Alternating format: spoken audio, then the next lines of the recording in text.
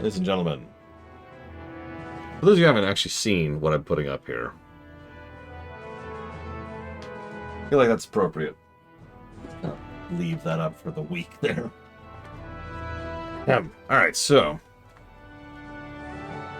Hi, Lazar. Right, okay, so this is that map.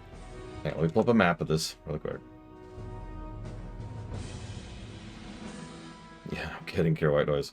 It is a great sign. It was a gift from my beloved sister, and it is rather amusing, to say the least. One second.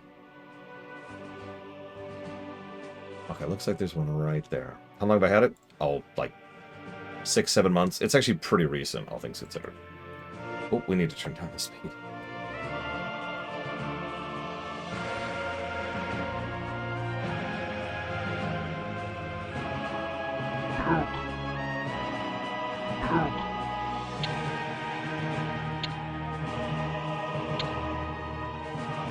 What is this layout? Look at this town layout. This is terrible. This is actually terrible.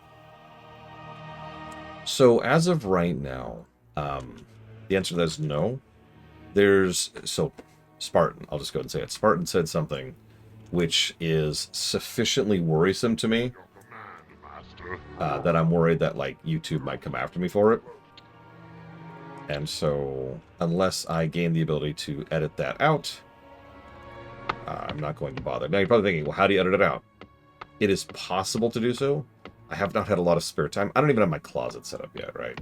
My clothes are literally not hung up in my closet yet. I might actually take a day off just to spend some time playing catch-up sometime soon. Because I'm falling behind a little bit. Even today I was a bit behind. Twice, actually.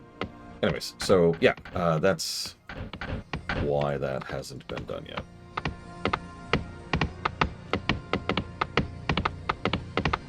They just look at this, look at this.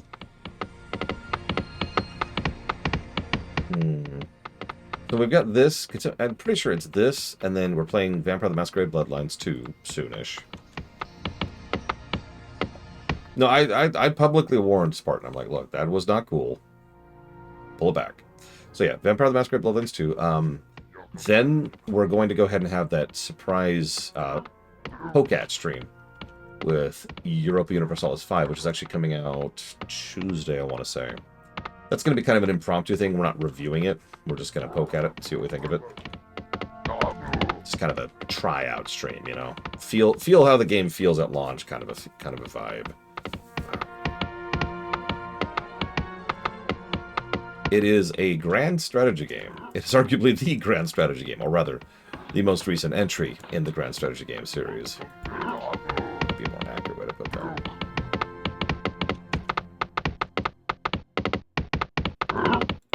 Why do they keep giving me grunts for these stupid missions? Grunts are so terrible.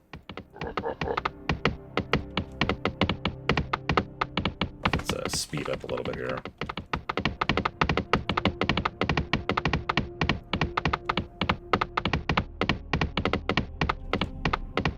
They're better than peons? Yes. Yes. Yes. Yes. Yes. Yes.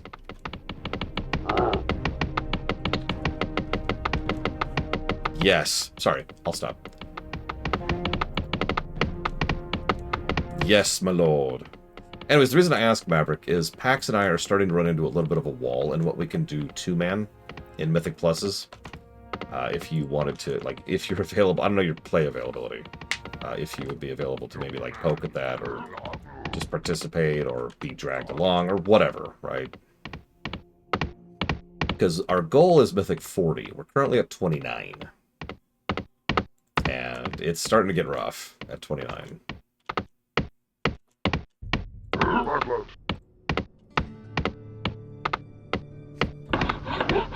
You know, Jay Palmer, if I wasn't aware of that joke, I would question that. But I have seen that sketch because Robot Chicken is awesome.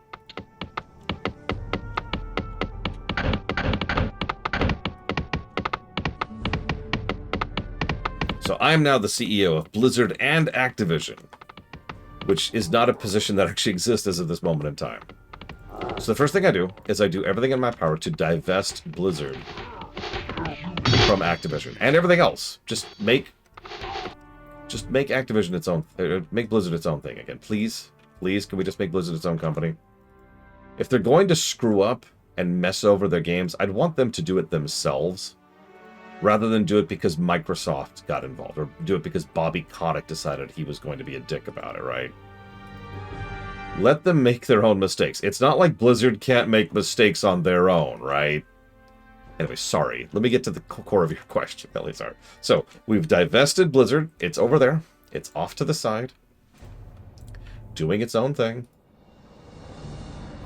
Here they come. I knew this was going to happen. The moment I go exploring, the enemy is like, waha. Yeah, they decided to join Activision. That's true. You know what? That's actually true, Noctisexel. I do not like money that much. I don't. We talked about this earlier when we were talking about Warcraft 1. I don't understand the mentality. If I was making enough money to do what I love, damn catapults, and still be solvent, I'd be happy.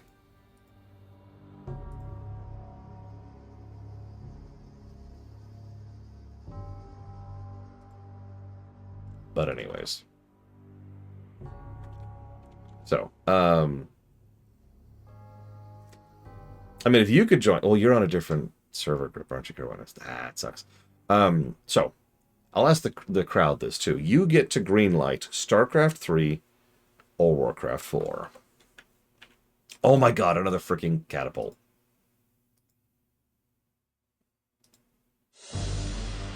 That is appropriate music for what is happening right now. 2 catapults in a row. Holy crap. I actually was thinking about doing an altered strategy to deal with the catapult problem. Legitimately. So this will be a fun tack to do it. So, Warcraft 4 or StarCraft 3? So my knee-jerk thought is StarCraft 3, because A, I love StarCraft, B, StarCraft has been dead for years, and C, StarCraft has plenty of room to grow. Oh, and E, D, F, whatever we're at this point. WoW exists. Listen, I have no memory, Kira White Noise. There's no brain in here. It's done. It's gone. No thoughts. So my first thought is StarCraft, for pretty much the same reason that, like, you know, I would want something that's more... I would want a new Breath of Fire game before I'd want a new Mega Man game. As much as I love Mega Man, Breath of Fire has been done since the PS1 era. Don't you lie to me. Breath of Fire has been dead since the PS1 era. God damn it. So I had another thought, speaking of wasting gold on stuff. How far out can I go? And I'm gonna implement this thought, because I did have this thought. If I could catch... Stop running! God damn it! The peons running. This is not a joke. The peons running is the biggest reason why they die. That's not actually a joke. That's not hyperbole. Them running is getting them killed. And it's preventing me from taking out the enemies that are killing them. It is so frustrating. The fact that I'm going to give that a negative. That is such a whole thing. And that's been a whole thing. And I'm sick to death of it. Negative to gameplay. God damn it. Where's party AI?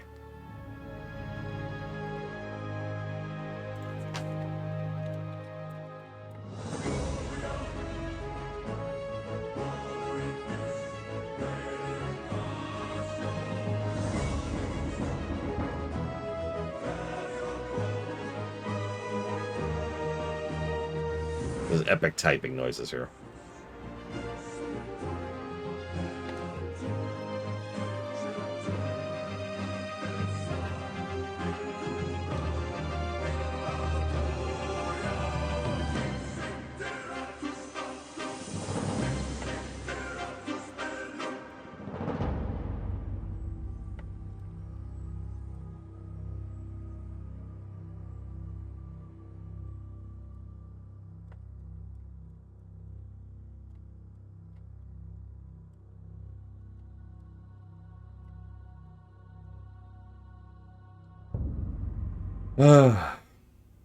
What if Microsoft killed WoW? Then that would suck. And it would. Stop running. God damn you. God damn you. Die. Die instead of running. I literally cannot save your life. If you run, all you will do is die. Literally cannot keep up with you. God damn it.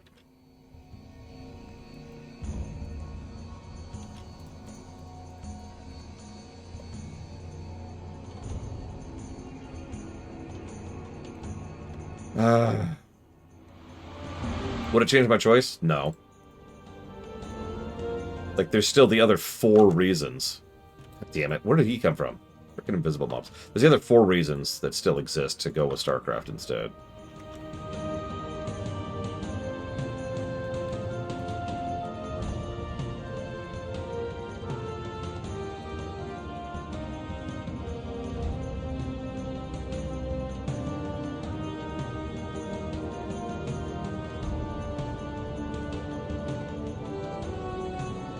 It's frustrating. Go. What are you doing? Go mine gold. Oh my god. Yeah, I've got this great idea, guys. Let's make an FPS set in StarCraft. Who's with me? Did I mention walls have to be built individually and take forever to build? On top of all the other issues they have? Oh, yeah, no, Warcraft 2... Oh, wow.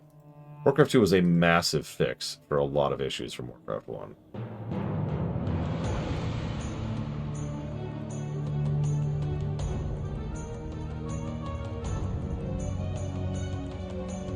I'm gonna scream. I'm gonna scream.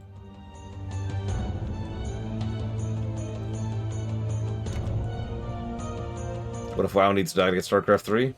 Then I'll take WoW! That's not a choice.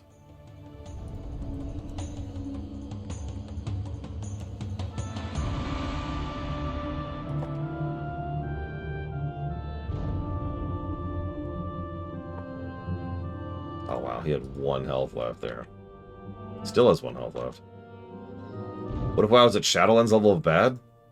Then WoW would kill itself. I wouldn't have to do anything. I hate this. I hate everything. I hate everything. I haven't run into that bug, Valerian, no.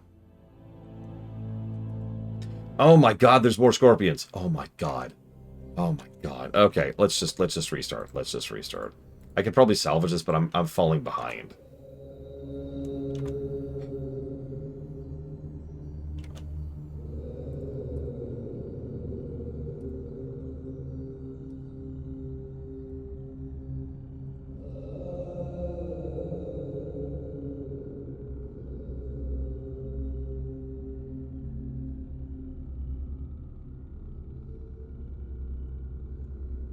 Oh my god.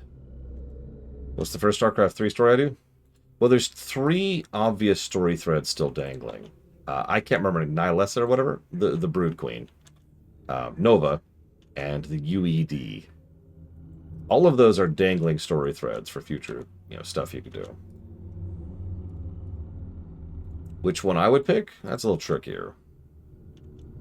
No, I don't think it was Zagara. That doesn't matter. I don't remember. Yeah, somehow Amon has returned. I need everyone to assassinate Huthor immediately, please. Oh, it's frustrating as hell, Blade Jamal. Hi, Evo. I'm sorry I'm late to return. I was having a scintillating discussion with a very good friend of mine about the nature of positively inclined fiction versus negatively inclined fiction. And the distinction and how I divide those two. I actually was thinking about it consistently. Agreed, off the deep end. I was thinking about how you could actually define it as positively inclined and not positively inclined. If that makes any sense. Because the positively inclined are the exceptions. Like, we can name positively inclined settings. And then there's the other 99%, right?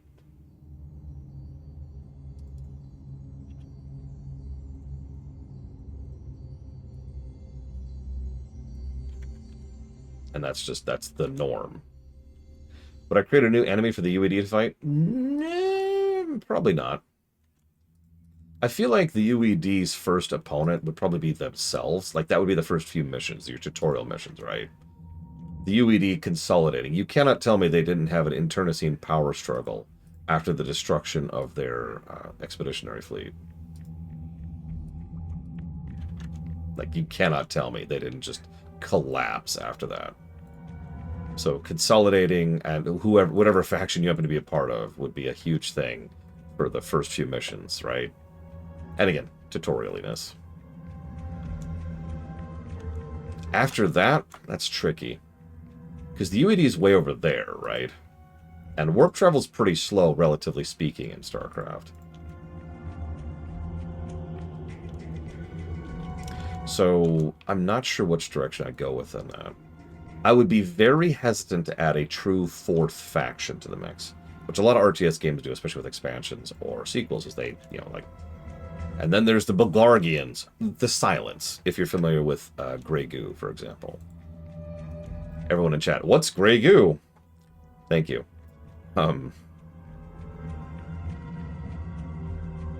Not a very good game. I don't recommend.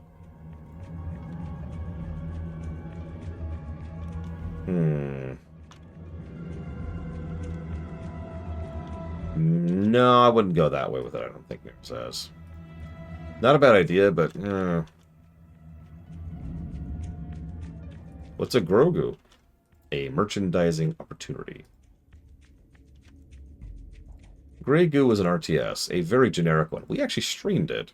It wasn't a full review. This is before we were doing reviews. And it was just kind of there. Like, it was it was one of the most generic RTSs I've ever played. It was kind of strange. God damn it, Uthor. Yeah, what is Grogu? A toy, not a character. But no, for real, like, I don't think adding a fourth faction is the right thing, because that's what Grey Goo did. There were the three factions. Yeah, there was like the aliens, the Grey Goo themselves, and the humans, and then they added a fourth faction in the expansion. No. 3 is a good triangle, and for good reason. Hang on, let me pause, because I gotta think about this. What would I do with the UAD? Problem is, the easy answer is to have the UED story self-contained, but that doesn't make an entire sequel, does it? You can't do StarCraft 3 UED, right? They've got to get involved in the Caprulu sector somehow. But how and why? Because the Caprulu sector is kind of settled, you know? That's not true off the deep end. Warcraft 3 started with 4 factions and made it work. Frozen Throne didn't magically add a 5th faction, and I know what you're going to say about that. Reconquista? I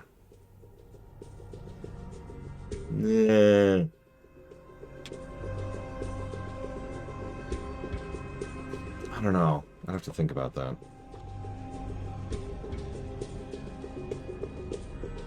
The obvious structure... Yeah, sub-factions is what Frozen Throne did. With the Naga and the Blood Elves. And Sylvanas' forces, just to summarize that one.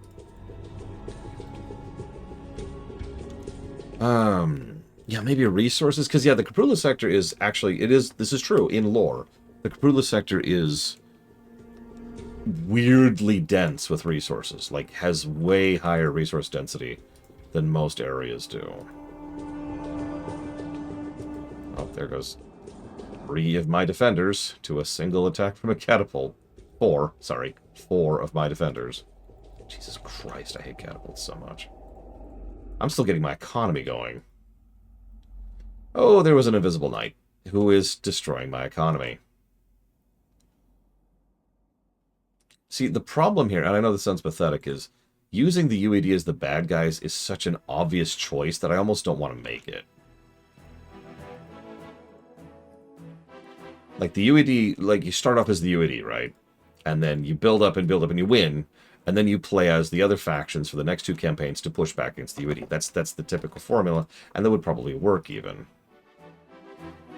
But kind of don't want to do that. It's a little bit too disinteresting to me as a writer. It's like, okay.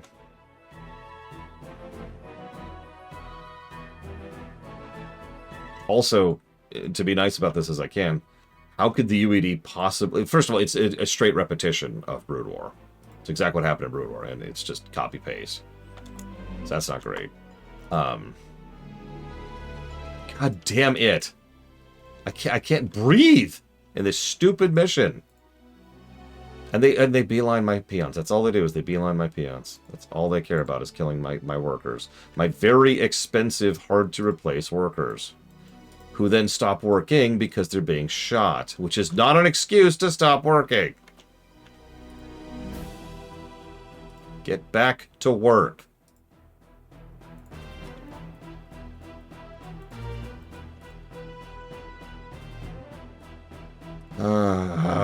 Okay. I need a lumber mill. Let's get a lumber.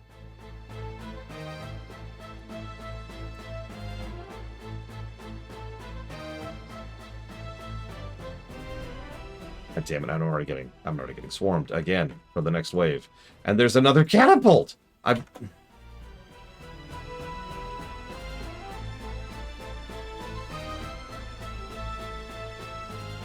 Okay. So I don't think the UED thing is interesting, and I don't think the literally repeating Brood War again is the correct decision. I feel like if I was going to do something with the UED,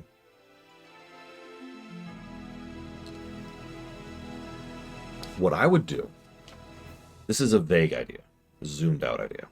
I'd have the UED be the second faction in the campaign, right? So first you play as someone else. It almost doesn't matter who. And then, well, that's weird. Some human refugees just showed up. And you're like, wait, what? Who are these yahoos? And the human refugees are like, please, you've got to give us succor. We've been fleeing for months. And like you get the whatever the storyline is of the first faction, because I have no idea what it would be. There's like this constant background element which grows during the course of the faction until finally towards the end, you know, like you have this big fight against something, right? Second campaign is the UED actually in the past. Rewind time a little bit. And the second faction covers, the second campaign, excuse me, where you're playing as the UED, covers the UED imploding, right? Like, all of the various fascists are all killing each other, and there's death everywhere, and destruction, and horrible, like dogs and cats living together. It's mass hysteria. And the goal there is essentially to get the hell out. Like, the overall arc of the campaign is to get as many people out as possible. Actually, I'd say like the first half of the campaign is just about getting out, fleeing to the Caprulu sector. And everyone involved has to stress this, that this is the most insane possible thing they could do, but it's the only idea they have, because they've started going scorched earth, right? And yeah, maybe there's like a Zerg strain that has shown up. Maybe something is consuming the already beleaguered and self-destructing UED, and it's just falling apart. So you are in charge of, or a member of a faction, which is just bailing to the only other spot you know. The only other spot that you know actually has tons of resources and the availability to rebuild, which is the Caprula sector, which has tons of people who hate you. And so, like, you play, and if I would do this, so you'd play the other half of one of the missions you played earlier as the Protoss, right? Where you come steaming in, flailing your white flags. It's like, please don't shoot us. Please don't shoot us. Oh, dear God. Please. And that would lead to the two stories kind of merging a little bit. And then the third faction would be playing as the Zerg. And if we're going with Huthor's idea, you'd play as the Zerg back on Earth, and the first few tutorial missions would be you mopping up what's left of the UED, and then following towards the Caprulu sector, and then to be continued, and then we'd continue that in the future. I'll be right back.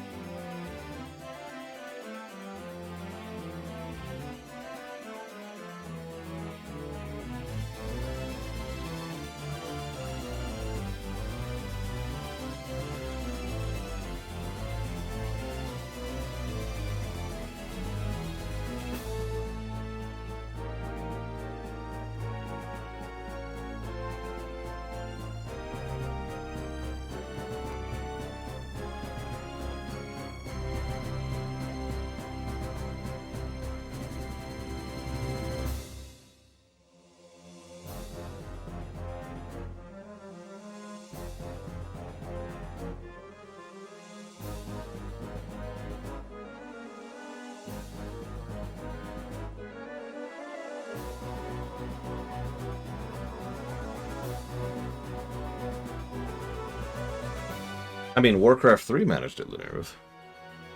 I just stand by what I said earlier. I don't think StarCraft should add a 4th faction. That's all. It's just a specific thing. This map. This map is, I can't even get my economy going in this stupid map. Because I'm getting so constantly harassed by 2 factions at the same time, by the way. 2 bases are just spamming harassing me.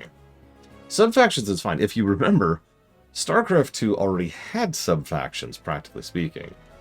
In all 3 things, but really, Legacy of the Void is the easiest example of that, because Legacy of the Void had the unit varieties. You remember that? You had the Tal'Darim, you had the Dark Templar, whose names I can't think of all of a sudden, and you had the Sentinels. And yeah, the humans had the different organizations, which had different unit types and different stats on them, and the Zerg obviously had strains.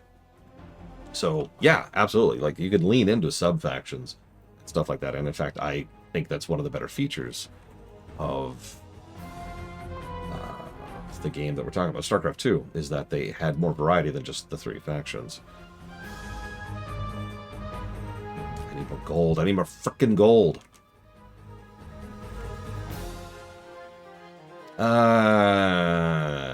Maybe loader? I don't know. I'd have to think about that.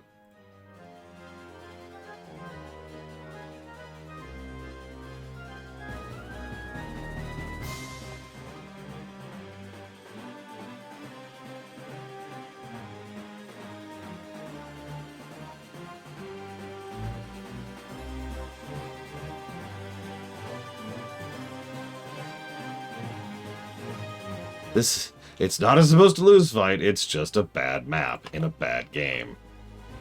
I haven't cheated yet.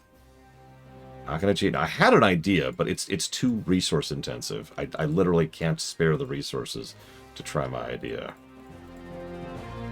I guess I can. Fine, we'll do it, here comes the enemy. Kill quickly, kill quickly, kill quickly. Kill quickly! Kill quickly! Kill quickly! God damn it! Who was that? What was that? I heard something. I heard a sub. Ah, it was from Shinrayan. Thank you very much for the sub. Always appreciate.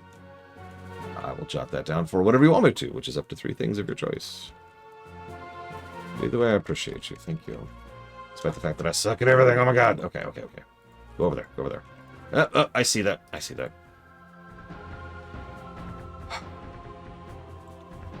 I just built the wrong building. It doesn't matter. It's still going to serve its purpose. God dang it. Stop doing that. Why are you doing that? Why?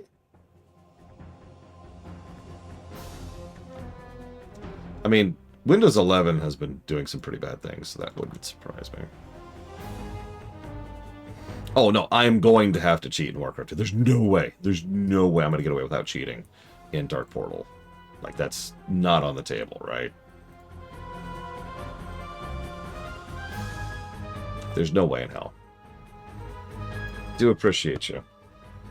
I hope you like the VODs and, well, I guess the show videos, which are still going live, and will be for about 9 or so months. God damn it.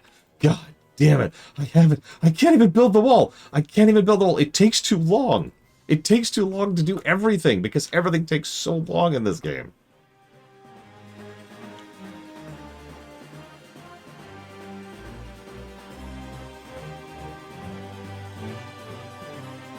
And there's a dude, they're just running. They're just going to die. I'm just going to let them die. They deserve to die because they ran. And running people deserve to die. Because they're running away from the people trying to heal them. If you desperately leap into the lava, there's only so much I can do for you. Oh, the scorpions can turbo kill my peasants. And only my peasants. They're kind of worthless against everything else. Because, oh my god! Stop it! Stop running! They run away, too. Like, they run towards the enemy. It's the worst thing. They're like, oh man, I better run closer to the enemy. That's the way to survive this situation. I hate this game. Rax, I've got a job for you. I want you to murder me. I want you to kill me. until there's nothing left, until there's absolutely no trace of this decrepit husk. Oh my god. This is so frustrating. This is so frustrating. You know the worst part? I just realized I actually have to give a second negative to walls, because I just realized something. Walls can only be built near your buildings. Think about that for a second. Really think about that for a second.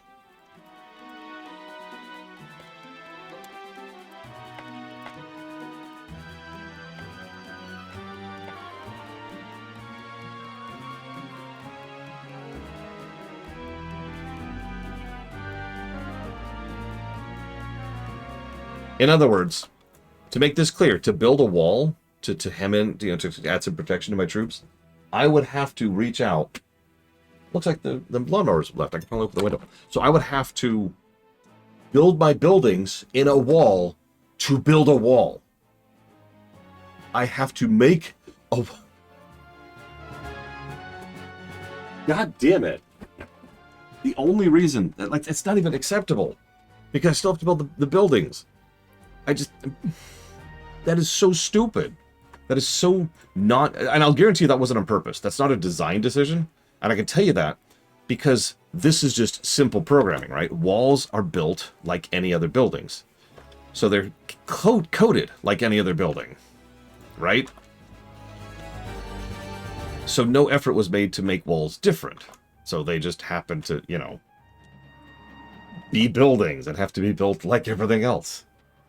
Because screw me. And another invisible guy. There's so many invisible guys. Oh my god, oh my god. I need people harvesting. I need people harvesting. Hi, Rax. I didn't say hi. What are you doing? You have a wall. You have a wall protecting you. Why are you so scared? I have gone out of my way to build you this stupid wall so that you will stop dying. What is your freaking issue? Why are you still running? Stop. That mage just murdered my wall. Did you see that? He just bulldozed through those walls. Why did I even build this? Those are 100 gold a tile. I'm gonna quit. I'm gonna quit trying to build walls. That's not working. That's clearly a failed strategy.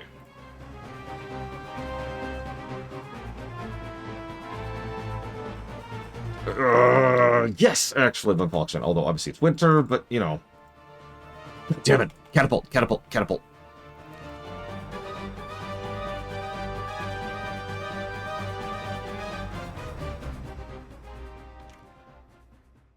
Yeah, this... Oh my god, that's it. If only Mr. Red were here.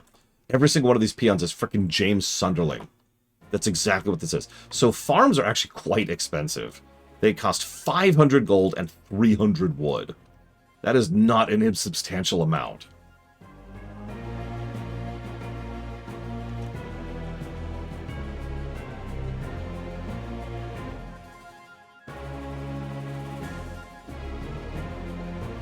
Oh my god, I am so angry.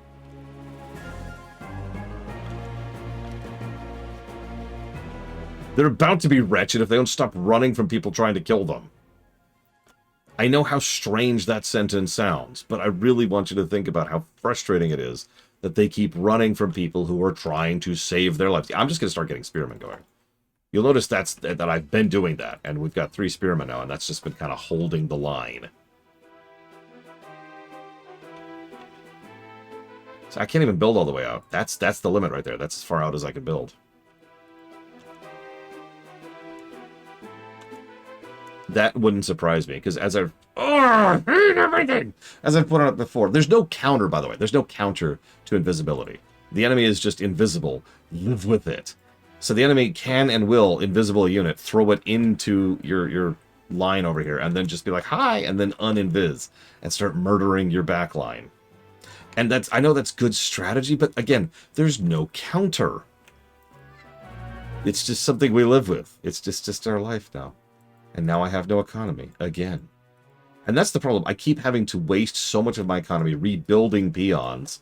And then I also, so it's like a double whammy. I lose peons, so I have to build more, and I lose production, and I lose production. So it's like a triple whammy. So I lose production because they're not harvesting. I lose production because they're dying, and I lose production because I have to build more peons. It is a triple whammy to my freaking economy. Oh my god, Rax. And there's no healing. There's no healing on the orc side, so this is just even worse. The only good news is I have 1 billion farms, so that's actually one aspect of my economy I don't actually have to worry about. Go get some frickin' lumber going.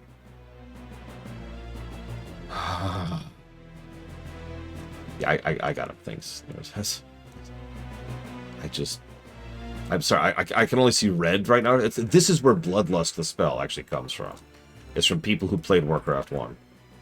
What's really funny is once I sufficiently Deathball, I'm going to be fine. And right now I'm just slow-moding getting more and more spearmen until I reach that point. And I'm just going to leave that farm on fire. That's your life now. Your farm is on fire. Now make some frickin' pigs. Oh my god. The gold mine is also getting dangerously low on gold, so we need to be thinking about our expansion. Now, I happen to know where the other expansion is, because I've got a map. It's over to the west. By definition, I think that means we're going to go ahead and focus on the west base first.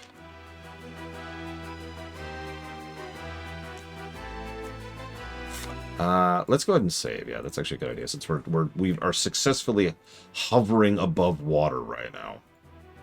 Barely.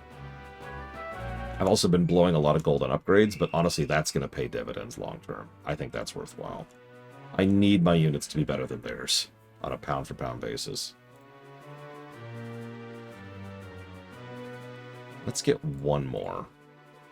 So we want more of a lumber income. Yes! Yeah, I shared that with the family, Brigwin, over dinner last night. This is the other reason why spearmen are so great, is they're actually excellent at taking care of these stupid scorpions.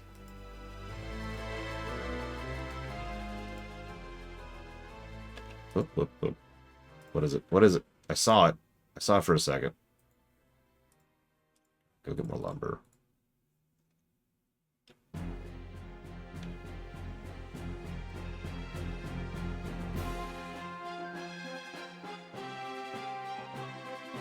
Yep, hello.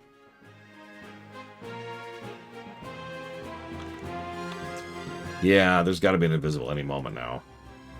Yep, there he is. I was even already pulling back for him. And we've already lost a peon to him.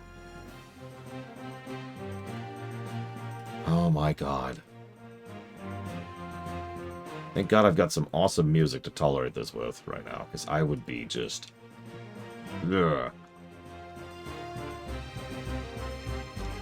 So, I'm actually pretty sure that isn't legal. But the problem is someone has to sue them over it, right? Like, someone has to take them to court over it. And nobody's probably going to.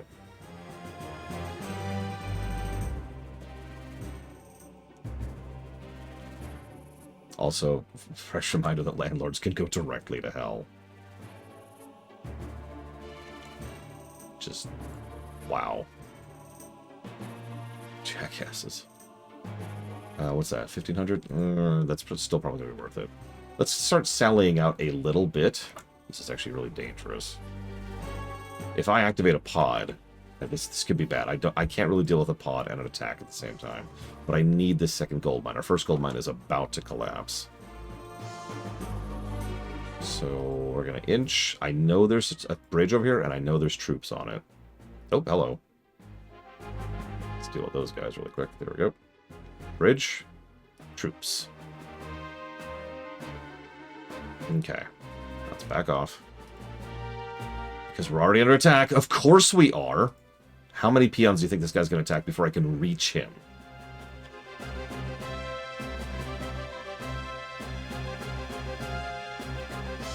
I love how he invised him and then he attacked, so he immediately uninvised. So we've lost 1 peon so far? It's actually 2. We lost 2 peons. That's 800 gold. That archer cost me 800 gold. I don't even have 800 gold right now.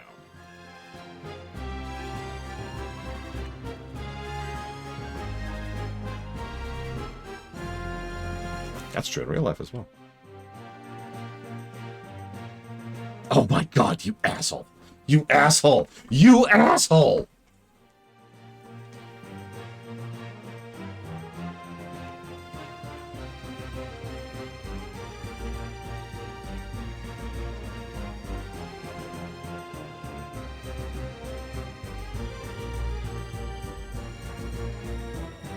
I have 1 peon left. That wiped out my entire back line. 2 archers wiped out, and a knight wiped out my entire back line.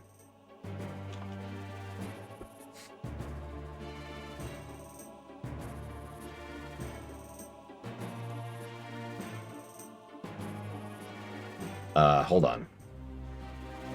I'm soft locked. I'm soft locked. I have to reload.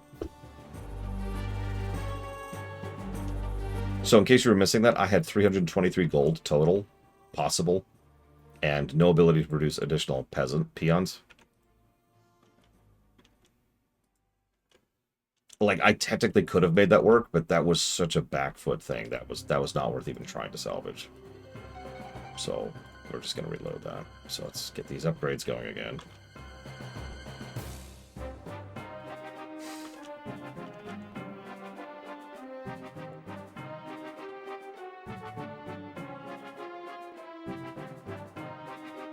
Of course. Well, okay. The good news is they're going to go for the buildings. Or they're not. And by the buildings, I mean the peons. They're not. Why would they do that? Now that I actually have the troops back here defending the back line, they're like, what? I hate everything.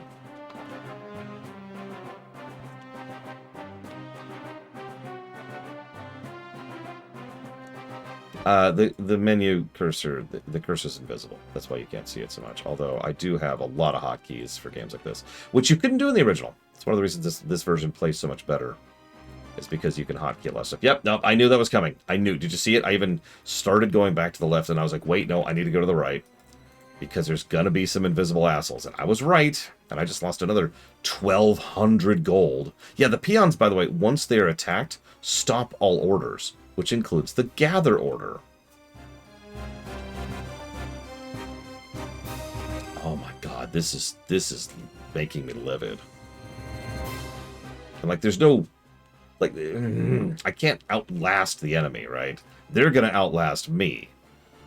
Like, there's no war of attrition here. There's no hold in until they stop throwing stuff at me. They're just going to throw stuff at me forever. That's how this is going to work.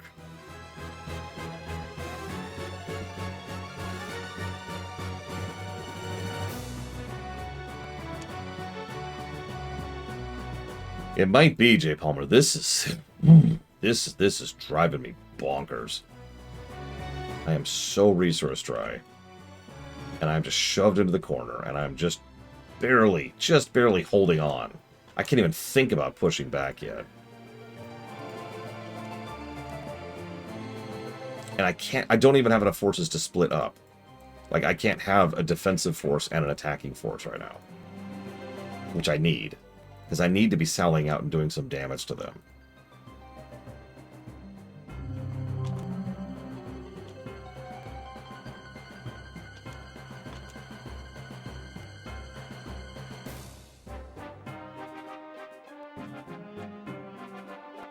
Yeah, this is actually worse than the human stuff. I just... Wow. I'm honestly a little bit gobsmacked at all this.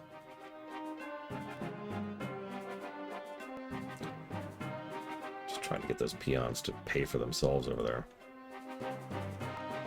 Normally I like to have multiple barracks, but I don't have the resources to justify that right now. Yeah, let's go ahead and pop a second save since they haven't attacked with anything overtly horrible lately. Oh, why did I say that? Why did I say that? Okay, go, go, go, go, go, go, go. Kill him, kill him, kill him, kill him, kill him, kill him, kill him. Well, there's one of my peons. That also means there's probably a backline attack, so I'm going to get in position for the inevitable invisible. Because invisible attacks are just going to happen. And that's just something we have to live with. Oh, that sounds really good off the deep end. There, just kind of hang there for a minute. How's our gold? Okay, we've still got a little bit left there, and plenty over there. Okay.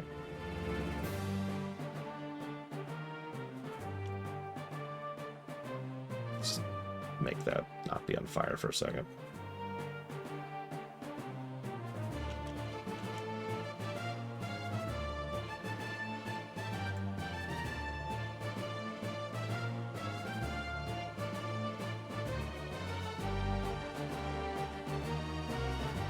The other problem is I really do need to have units in groups, because one dude by himself is just not going to make a big dent in any enemy attack.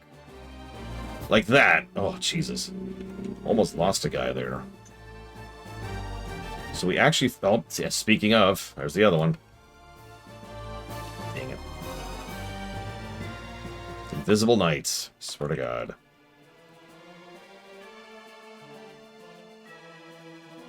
Just gonna risk it. This one's almost tapped. I still think I'm going to sweep west. So let's go ahead and grab a save. We're going to attack right now, because they're attacking us, and that's the perfect time to counterattack, is when they have they have already spent themselves attacking me. And we already dealt with the invisible wave. And of course the peons are running because they're stupid and they're about to die for their sin of running. Get in the mine, you stupid peon. Okay, now go. Attack. You, go over here. Go. Go.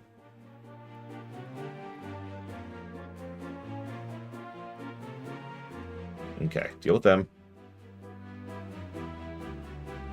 And then him. Okay, keep going. All of you, start working on the second mine immediately.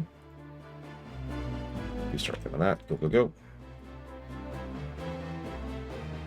So here's all the mages that have been attacking me. Yes, this is still definitely part of the awful block. Oh my god. Have you not seen the ratio on the HUD? That is up to date. Okay, so far the counterattack's actually going pretty well. We're going to drop a save on 4 here. I happen to know that the enemy base is right down here.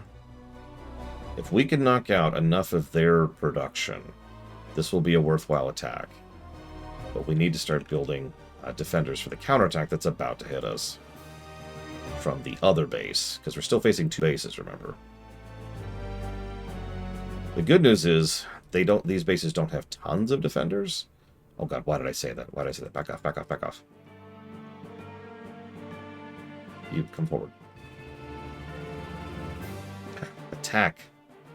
Don't make me micro you. Okay, so this is going to be... So I'm going to actually reload. We just lost our entire force. So I'm going to reload that. And we're going to actually pull them back. We need 2 groups to manage this. It sucks. So, what the? Where'd you come from?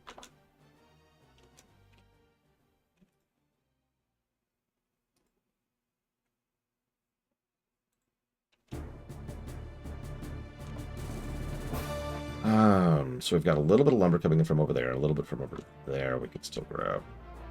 We need a second guy on lumber right now, because we need to get more production. We need to get another barracks going.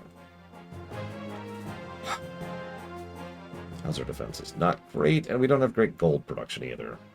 It's a shame, because I want both of those upgrades.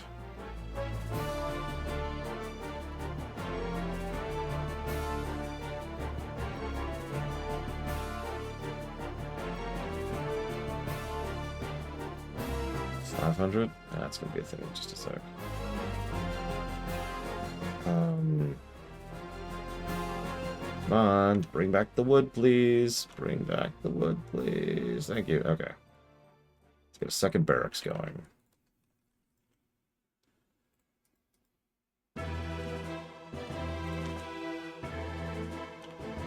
Oh, here it comes. Okay, so get these guys over here. I'm actually being really risky by leaving those guys out there.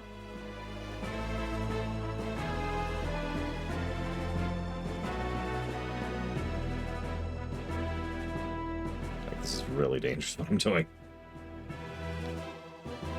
Okay, yep, okay, hang on. Kill the knight. Pull back. I heard that. Oh, Jesus. Come back.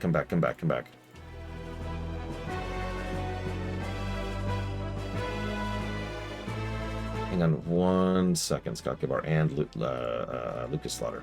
Wait 1 second. in the middle of losing my entire economy for the 5th time in this map. I make a political joke, but honestly, you can just apply that to anybody at this point. Any nation, historically, really.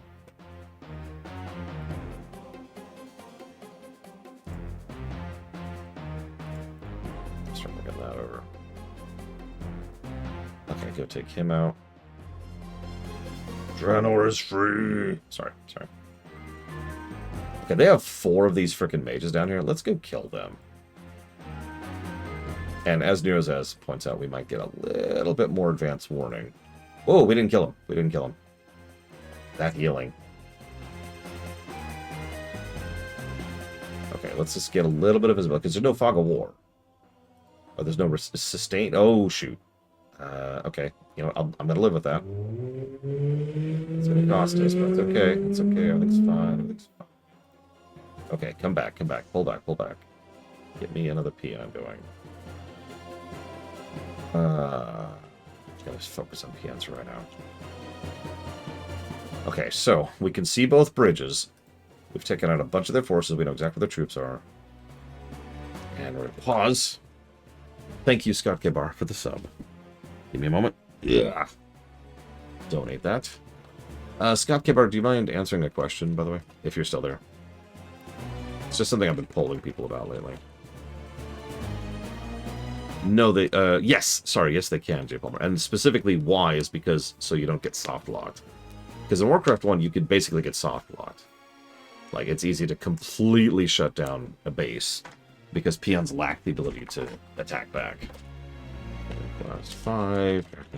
So, with the possibility of... With the possibility of remakes of 4, 5, and 6... No, it's just cars driving by, that's all it is. It has been posited as a possibility that rather than playing the DS versions of 4, 5, and 6, we wait for the potential remakes of 4, 5, and 6. I'm curious if you have any opinion on that. Epic Battle Fantasy 5.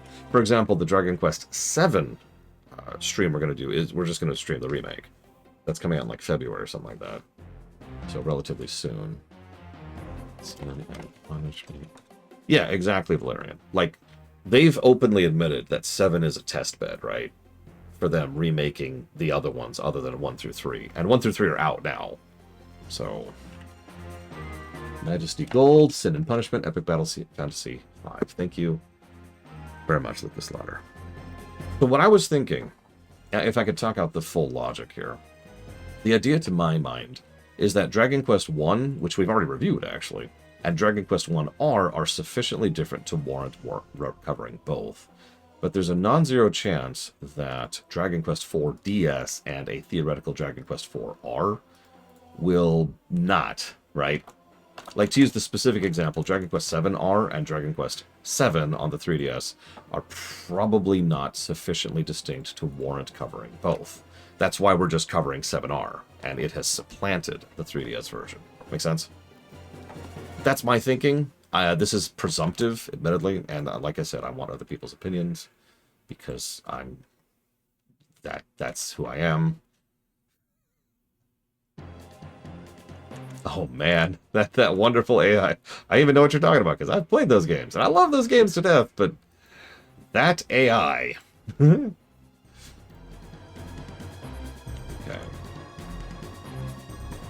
I'm pretty sure you've donated to all of them, Valerian. Yes, I haven't asked you yet. I'm sorry. I did want to ask your opinion on this too, Valerian. Hey, Valerian!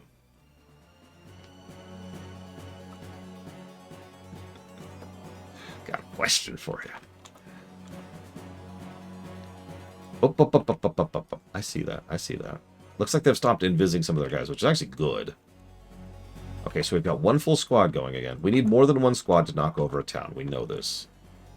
Angel T... Hi, Angel TFTC Dev. What's going on? I'm debating if I want... How's our gold supply? Not great. Debating upgrades. Because upgrades are very expensive. And there's only, like, a finite amount of gold. And we only have one gold mine left. We're going to have to knock over a base to take another gold mine. And, as you know, there's no expansions in this game. So that would be awful. So I think we're not. I think we're going to just focus on building troops. Let's just do that. Let's save here in case this is a bad idea. We're going to erase the one save because we're actually doing all right. Oh, hello. I see that. I see that. What is that? What is that? Okay, that's not terrible. Whoa, that is. The advantage of doing this lineup, too, is that our worker line has moved, so it's actually easier for us to maintain it.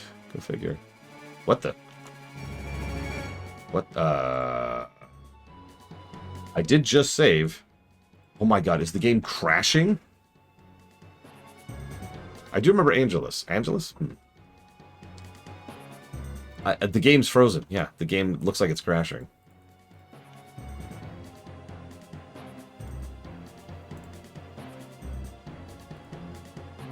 Wow. So we did literally just save, which is good.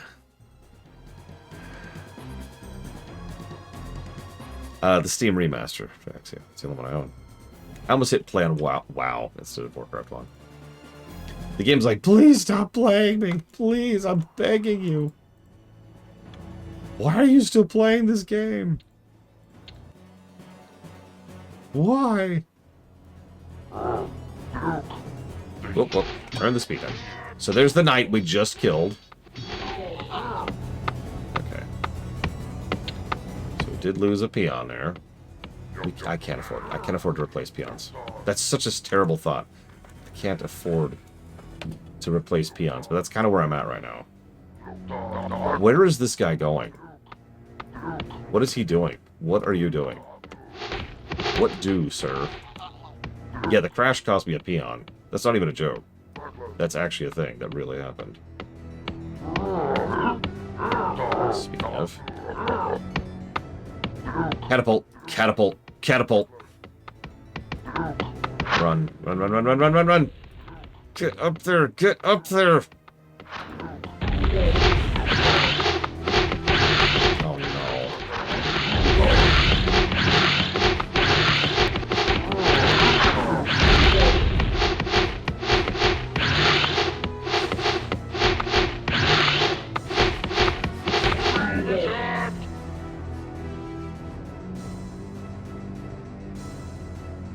Who does your population caps are?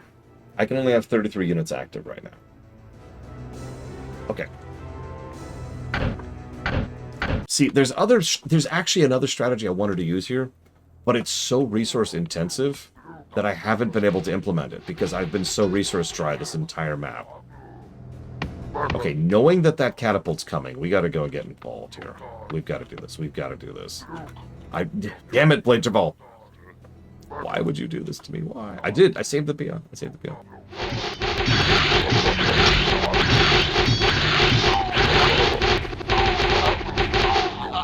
Okay, run. There's the catapult. Oh, I knew that was coming. That was half my force.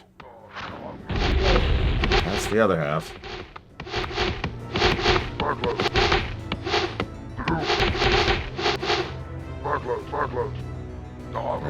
Don't pursue, don't pursue. Back off, back off. So we got rid of the catapult. I was going to focus more on wolf riders, knights, because knights can outpace the attack of the catapults and get hit by it less. But the problem is knights are insanely expensive, and one of the higher ends of the tech tree too.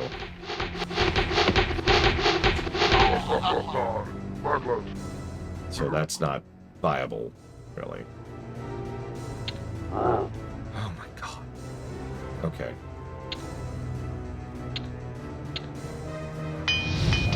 This is so frustrating. You can tell the map's been going because their peasants are running out of things to mine. They're harvesting this far up. Ironically, this is going to work out great for us because we can now take out most of their peons. And they do need peons to build things. So we might be able to take out the west base here.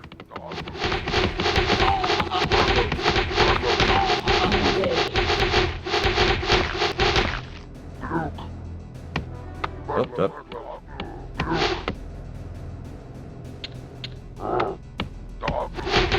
Yeah, I actually haven't even been repairing my buildings because I basically cannot spare the resources to do so right now.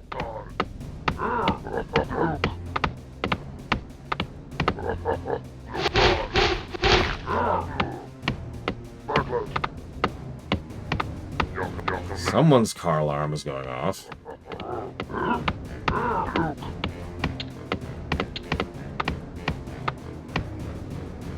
It's another peasant.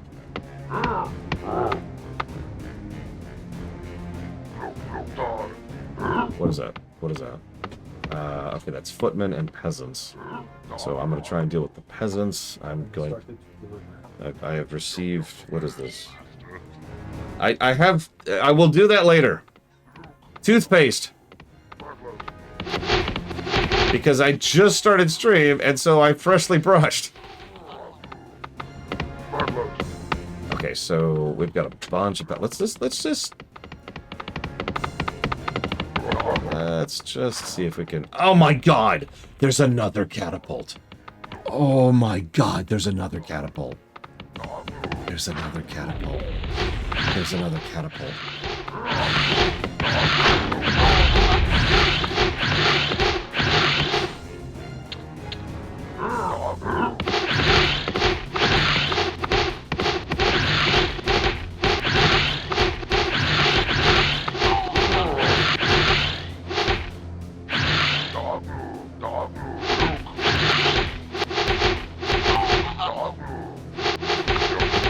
Yeah, we've got to take out this left base.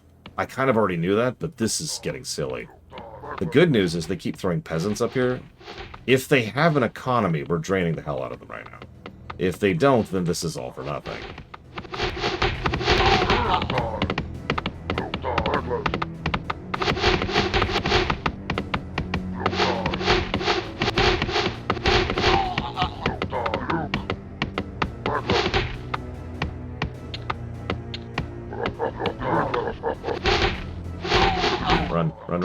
Run.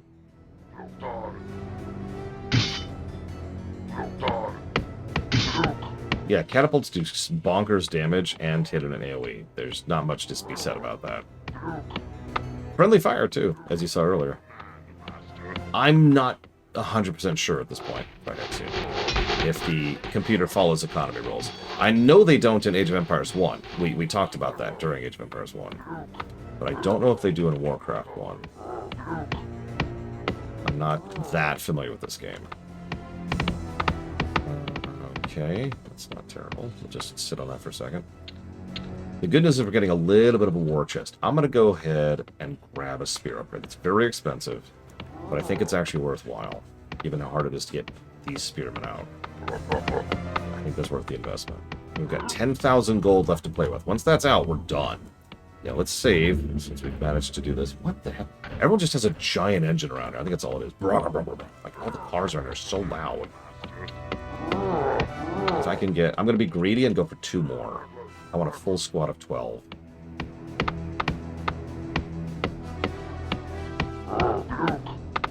Honestly, as I've already mentioned, I need more than 12 to actually make an attack work.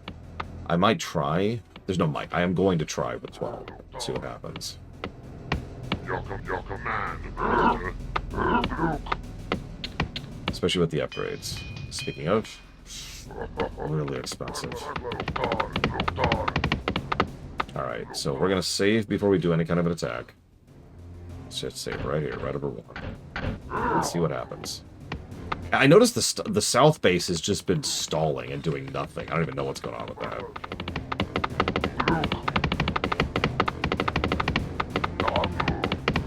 Just gonna inch a little. Okay, stop. Back off.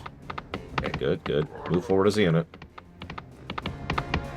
Jesus Christ, Jim Palmer, why? Okay, just sit here for a second, let them come to us. Let them come into the killing field. Just become a tower defense. Okay, now move south. This nonsense.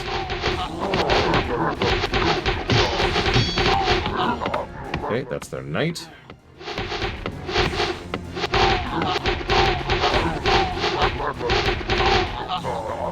Deal with the mages. It's actually going really well so far. Just disturbingly well. Okay, just gonna chill. How we doing? Let's start getting the second line going. Alright, now we're going to hang out a little bit north of here, because we know... Yep, there it is.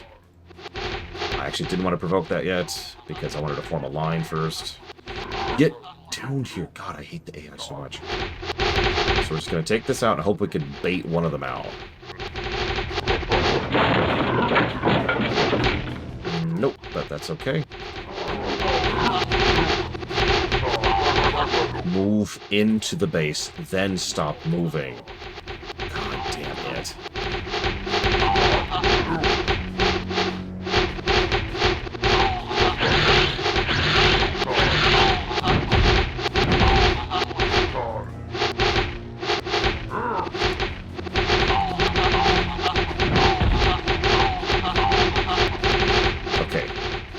I'm going to leave them to their business for a moment while we keep getting our second line going. And... oh, nope, that wasn't our mine. Oh, I thought that was our mine. We're doing good on lumber right now. Go ahead and just focus on gold. Yeah, I think the upgrade was worth it. I think that was worth the investment. I'm going to go ahead and grab the other super expensive upgrade for the final push.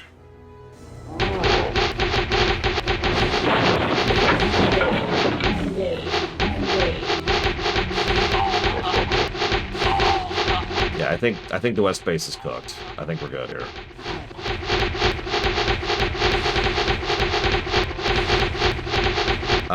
No, I did not, J. Palmer. Do you mind repeating it? It could be push-ups, assuming that's even a thing. Again, we're not even sure if that's a thing.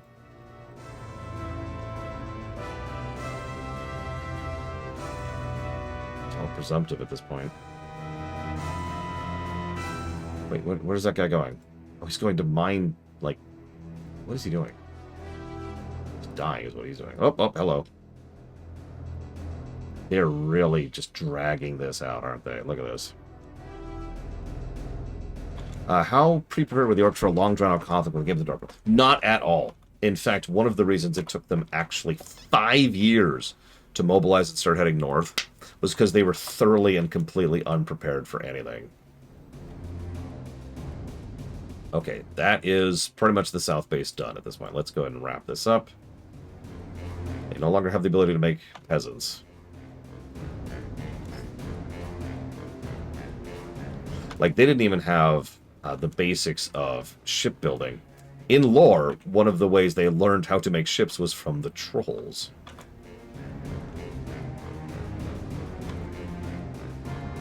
Well, thank you, Shinrayan. You know, there's a World of Warcraft series I spent a fairly large amount of time and effort on making, which I'm going to plug here. Plug.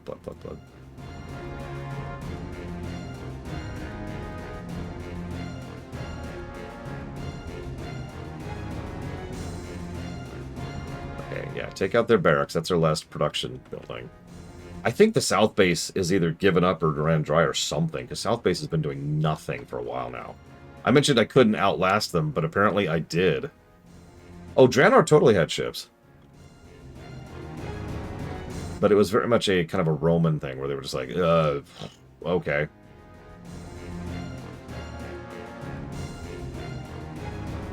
This is a weird thing, by the way. You see these guys up here? I don't know what's going on with that. But whatever it is, has been a boon, because I don't have to deal with 2 knights as a result of them just being up there in the corner. Oh, I'm sorry, Shinrayan. I hope you're looking forward to Vampire the Masquerade Bloodlines 2 Tuesday at this point, because it's taking me so long to push through Warcraft 1.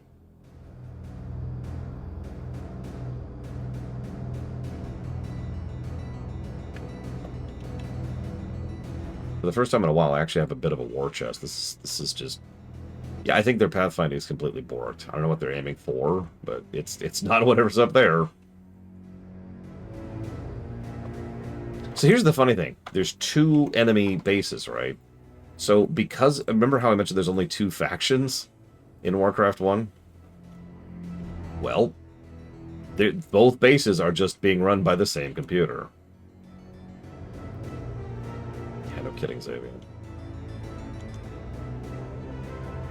Yeah, at this point, I'll take exploits. I am thoroughly done with this mission. Honestly, I'm kind of ready to get done with this game. There's, what, 3 missions after this, I think?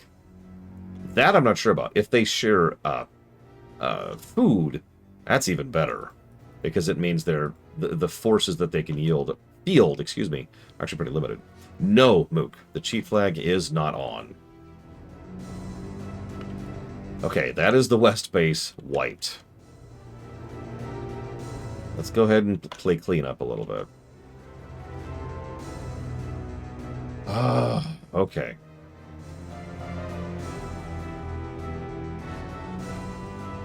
Let's kill their 400 gold here.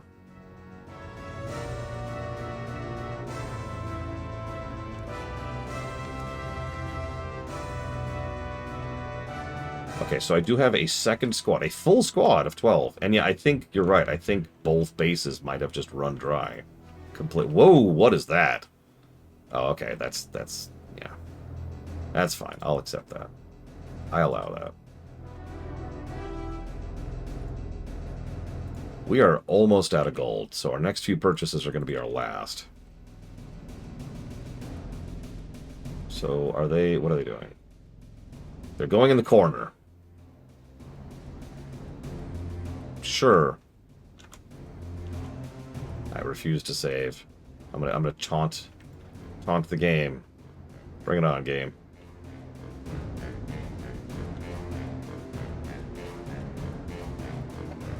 Okay, fine. You know what? Hang on. I hate to build up more, but honestly, I really want, like, X right now. So let's go ahead and get a full 2. Yep, and that's it. We're out of gold. There's technically more gold on the map, but getting it is just ridiculous. No idea, J. Palmer. Not even a clue.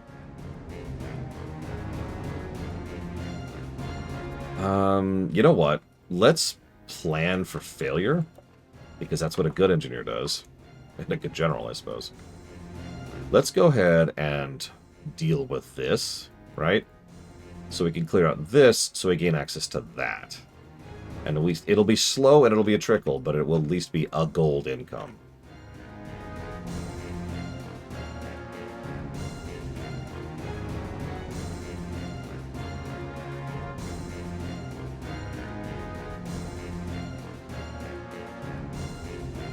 I have not saved. I refuse to save. Living dangerously. So let's just bring them into the killing field here. Let's accidentally block our own bridge. Okay, fine. I'll save. Fine. Or whatever. Go. It's okay. We've been on the same map the entire time. Okay, that's swept. Let's go ahead and max this group out, which we've already done. So there we go. So there's 2 full groups. Let's get all those over there. Let's get all these lovely peasants. I mean peons, whatever they are. Over here. Yep, here it comes. Okay, that's a peasant. I thought it was a scorpion. Peasants, scorpions, they all look alike to me.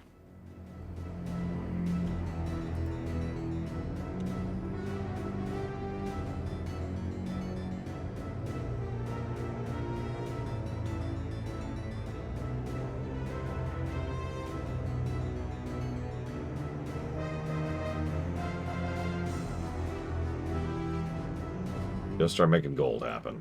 So now we have a gold supply coming in. A tiny, tiny trickle. It's at, I guess 4:30 o'clock? It's the southeast corner.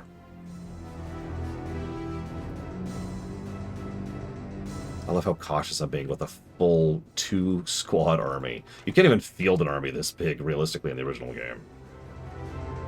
And I'm just like, go carefully. Very carefully. Oh, Jesus. Oh, Jesus. Oh, Jesus. Oh, Jesus. Okay, yeah, here comes the scorpions. I knew that was coming.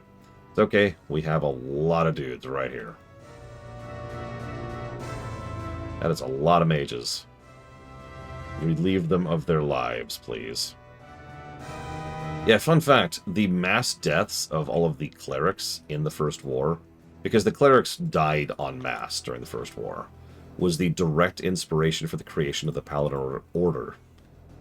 The very concept of paladins was invented because of that, at least for humans.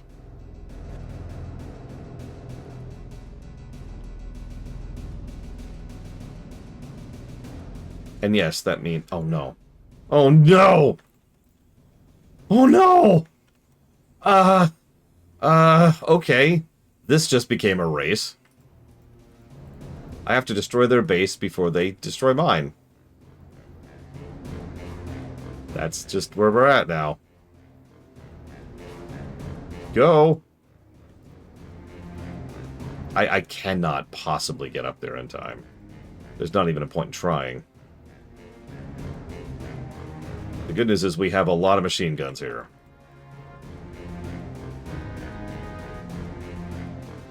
Hurry, hurry, hurry. I have a save in case we don't, and because I could pull back earlier. It's too late now to pull back.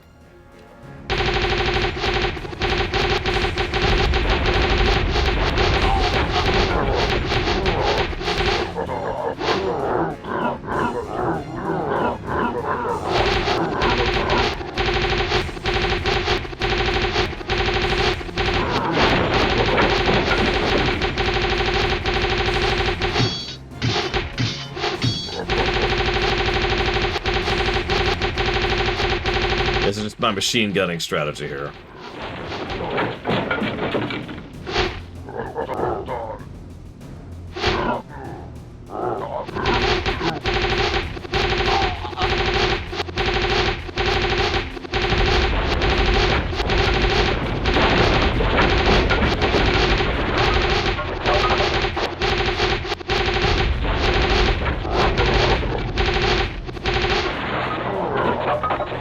If I need to kill all... Oh, God, I think I need to kill all units, too.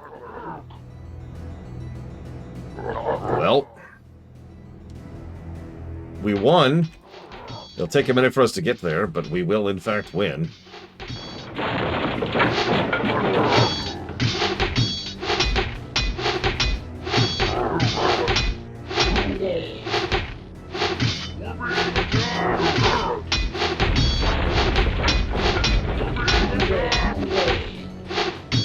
So, sorry, how early would I have cheated if I was playing the original? Honestly, I probably would have cheated on Mission 6. I can even tell you specifically. Mission 6 is supposed to be your first mass combat mission, and I want you to imagine mass combat in a game where you have to control every unit individually, and cannot properly group them except in groups of 4, and there's no control keys, and you can't right-click.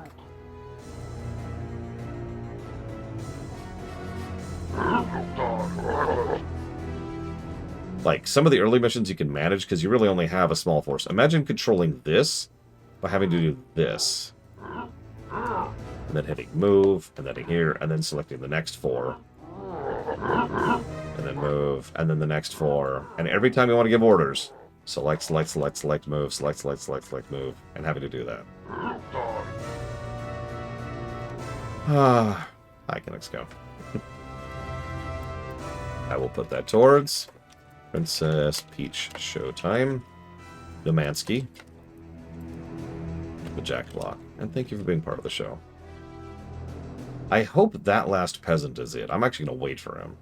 Well, I mean, I'm going to wait down here for him.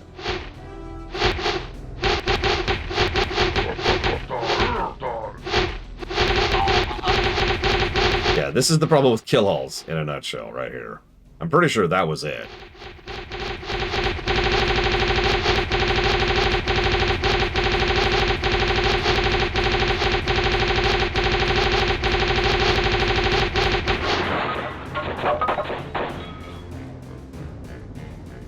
That is the worst mission in this game so far. Good God. Oh, my God.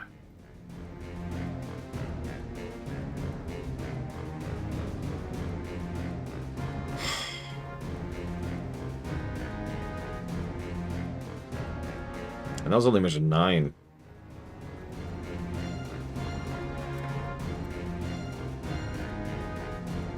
No, it didn't crash, sorry. If only these worthless humans could fight as well as they die. I think they fought plenty well, buddy.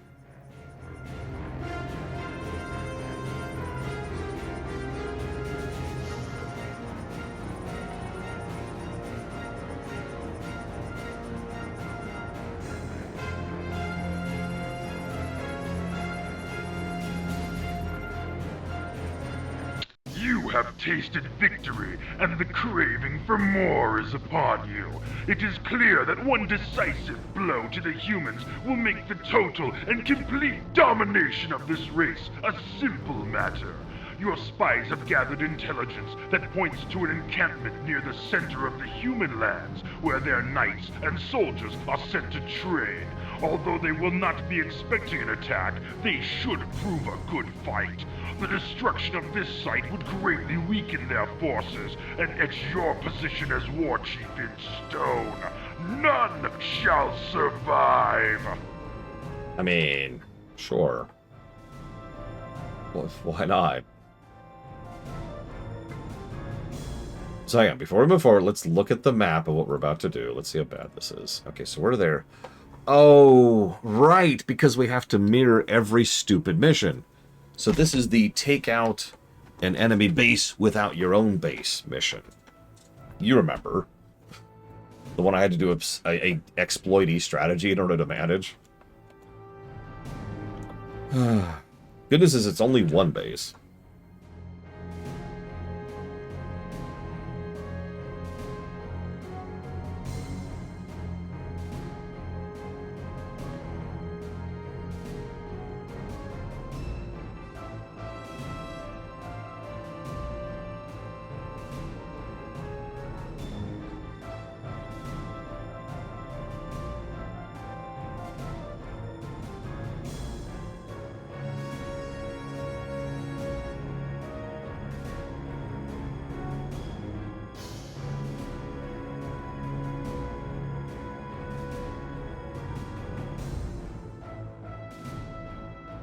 Okay.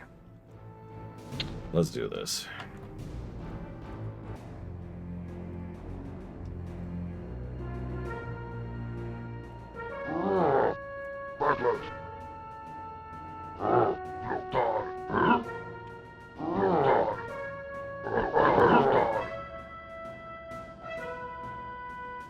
I do not have access to demons. Yep, I do not have access to demons yet. I like how they put a gold mine here. Like, why? It has 6,000 gold in it. That's such a pittance, too. Okay, so. Hang on. So let's get the line going. Yeah, just a spike. Just because screw you. No, I'll tell you exactly what happened. Whoa! Whoa, whoa, whoa, whoa, whoa, whoa, whoa. Back off, back off, back off, back off.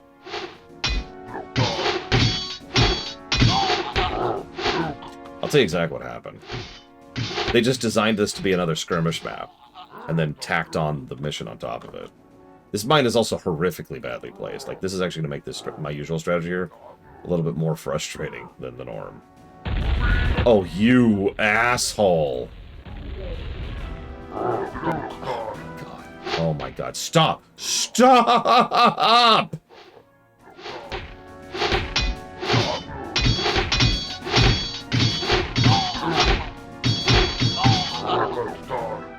Okay. Yeah, that wizard's like, okay.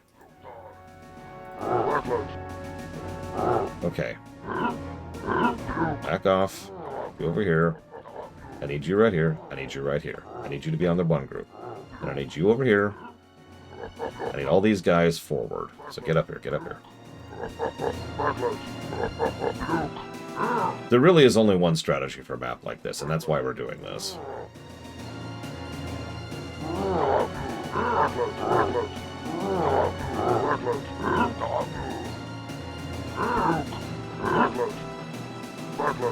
You can already see it. And it's the exact same strategy that I showed off last time. But there's not a lot of complexity to it. Set up a killing line. Lure the enemy into it. The end. Just charging into the enemy forces with how hard it is to control forces in this game is suicide.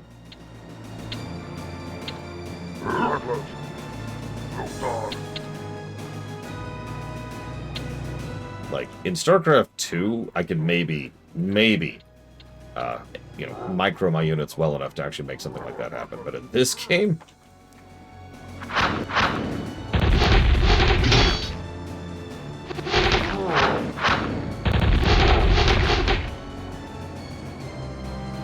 I love how I literally have the same spell the other guys do. Okay, so let's send out the rider.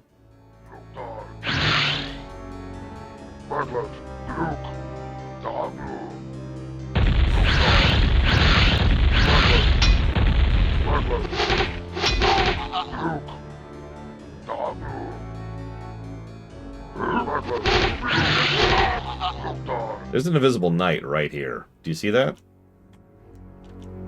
I think there is. And he's just sitting there like, what? I'm not here. Okay, whatever. Whenever you uninvis, you're dead. Just, you know.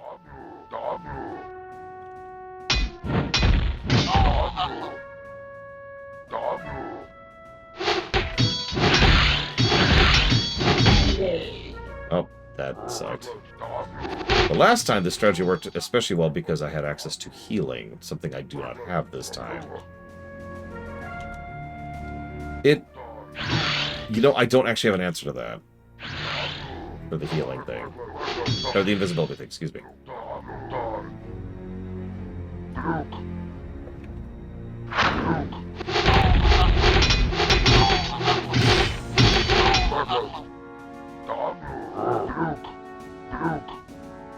Good morning, Darkrai. Welcome to my special hell.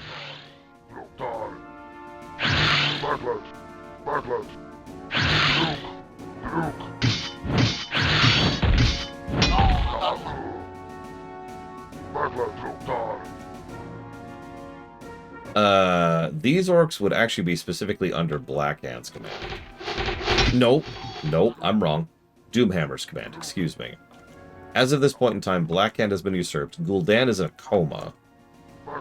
Ner'zhul is back on Draenor. Trying to figure out what the hell he's going to do. And we are playing as Doomhammer. We have not cheated yet. Big emphasis on that word. Is that it for their force? No, there's got to be like another force, right? Right? Right? Was that it? Was that the big force? No, okay, there's a couple. Here they come, here they come.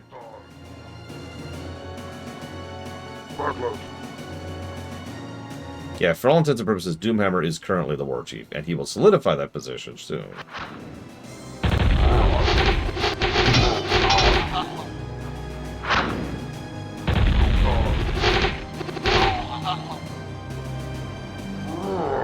Go out, go out, go out, go out. Don't let him firebomb the entire group.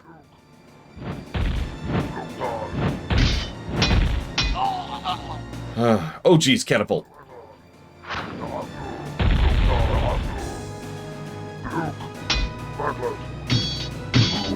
Damn it.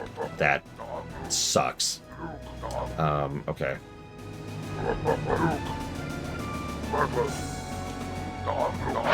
Yeah, I need to, like, bait. Well, okay, that didn't work out well. Still don't run out of deeds here. Good news. So this is my idea last time. Like, a rider can get up on a catapult before the catapult can kill it. And once he does, that catapult is dead. So I could tab away, because that's how certain I was of that. How much characterization do we have for Doomhammer? A little bit. Not that much, honestly. Not as much as I like. There's some in the books, but like in the games, hardly anything.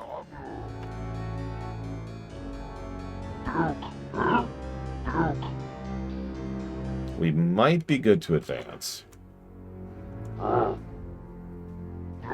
I will say a lot of people in universe whitewash Doomhammer a bit.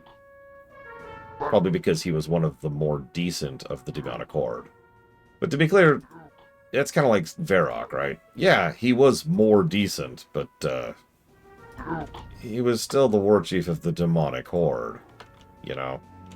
I like how they actually give you more units on the horde side. Excuse me, the orc side.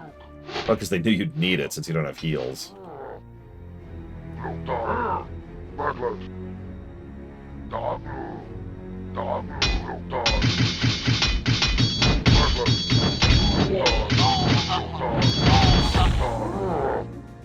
I think we're good to advance.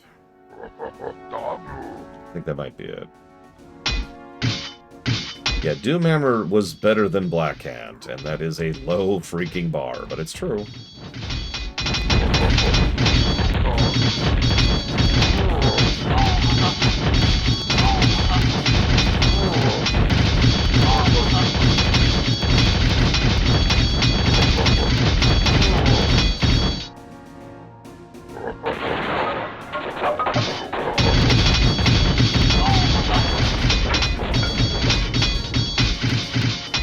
Yes, yeah, exactly, Xavion. Doomhammer could have just taken Stormwind and then stopped. That's not exactly great, but he could have just stopped there. Instead, he decided to charge north.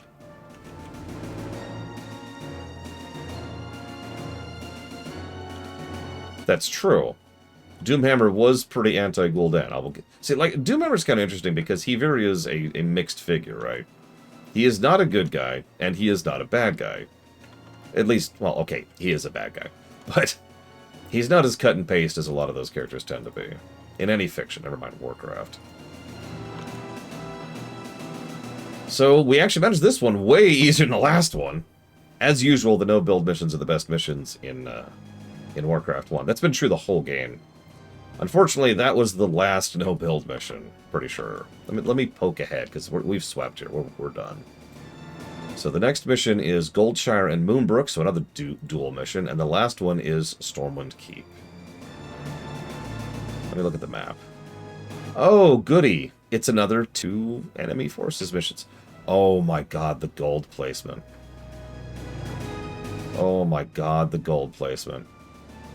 Okay, this is gonna be fun.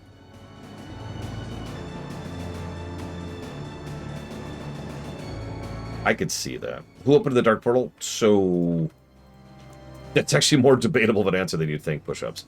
The long and the short of it is Sargeras wanted to open the Dark Portal, Kil'jaeden wanted to open the Dark Portal, Gul'dan wanted to open the Dark Portal, and Medivh wanted to open the Dark Portal.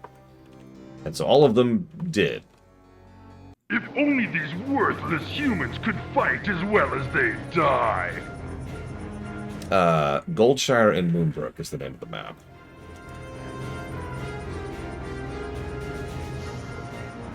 Ner'zhul's a much more lighter gray character than Doomhammer, if I can be blunt for a second. And I know that's strange, considering he was also the first Lich King, but it's true. Ner'zhul was generally a much more positively inclined individual until things got bad, and then worse.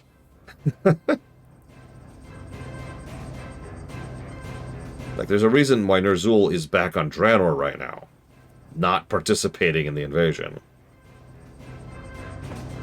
I know, Jay Palmer. I was just looking at that, too. Like, just a little thing right there. We'll be nicely defended at the start. So let's see how this goes. The final march to King Lane's home, Stormwind Keep, is at hand. Only 2 pathetic settlements stand in the way of the awesome juggernaut your cool leadership has created. The humans have proved to be amusing opposition, but the hour of doom has come for them. The complete and utter demolition of the twin cities, Goldshire and Moonbrook, will sever the lifeline between the king and his people, making him a figurehead waiting to be lopped off. Yeah, no kidding, Xavion. Yeah, I think so. It's debatable how... No, right, Mook? It's debatable how much external influence was on Ner'zhul when he finally snapped and just kind of went full evil. But one way or another, his descent was a long one. Over years. Years he went from being a fairly good, positive influence and generally nice person to being, you know, screw it. I'm going to condemn the entire planet. Screw it. Both Moonbrook and Goldshire are in WoW, actually. Yeah, Ner'zhul is pretty personally responsible for Draenor becoming Outland. Like, that's almost 1-to-1.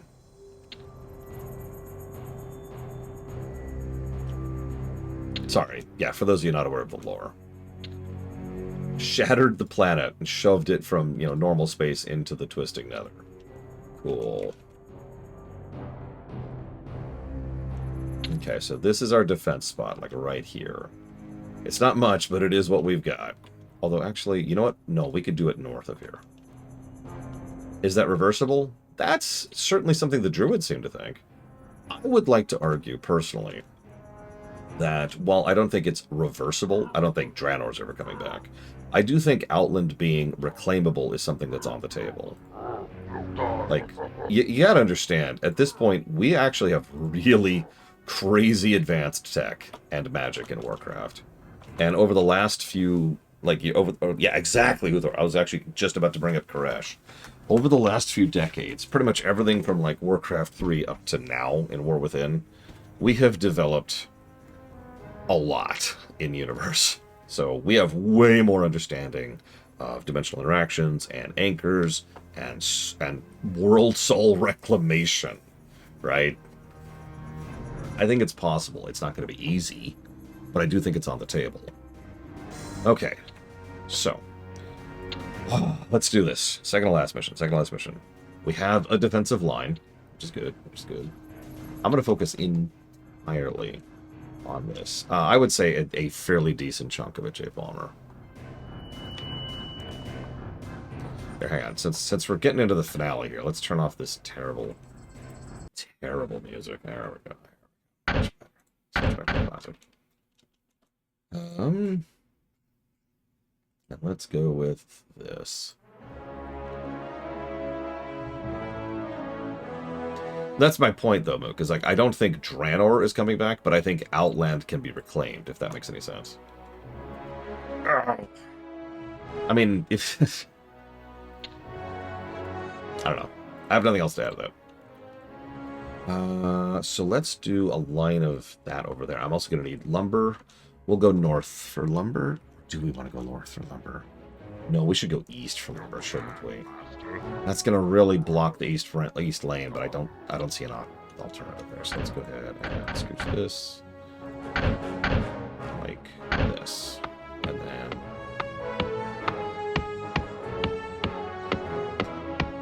I'm not sure we learned much from Argus, really. I don't actually know. Well, you see, Darkrai. Shut up. Nobody knows the warlords exist. So Medivh, yes, so Ner'zhul, I wouldn't say he went cuckoo at the exact moment of taking the skull, but that is the exact moment at which he jumped off into the swimming pool, for lack of a better way to put that. There was a decent possibility that Ner'zhul could have recovered. And he was pretty pushed into a corner, and then he used the skull, and then that was just game. Yeah, exactly, Mook. Like, we went to Argus, and it's like, oh, okay. But yeah, there's no really good in-universe reason for why we didn't evacuate the Draenei in the same way that we evacuated the Maghar.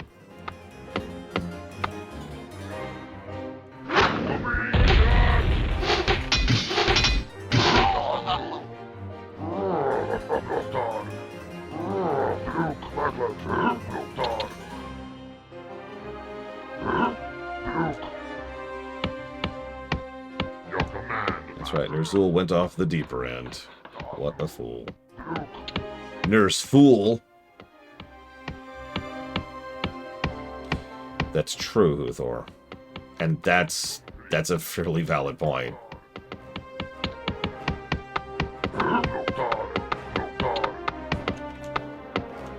Actually, no. Let's get 3 guys on lumber. Let's just deal with lumber forever here. So, we don't know what goes into the creation of a world soul, even as of this moment in time. So, question mark would be the answer to that, Heroes As. I have a feeling we'll be getting some pretty solid world soul lore in the next 2 expansions as part of the World Soul trilogy. Oh, excuse me. I need water.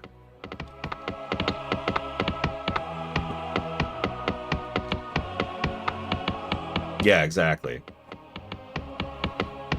Like, it is entirely likely that, given the Titans couldn't craft World Souls, only find them, that we sure as hell can't. That's a good question. I've actually heard that posited as an option before. basically deliberately turn Outland into a new moon of Azeroth. World Souls were first mentioned in Pandaria. Push-ups was the first time that ever showed up. Pandaria was a codification of a lot of the lore. Actually, you know what? Cancel. Put that back. I mean, we are, Mook. Unironically. Okay, we've got a little bit of a war chest. Let's tech a little bit.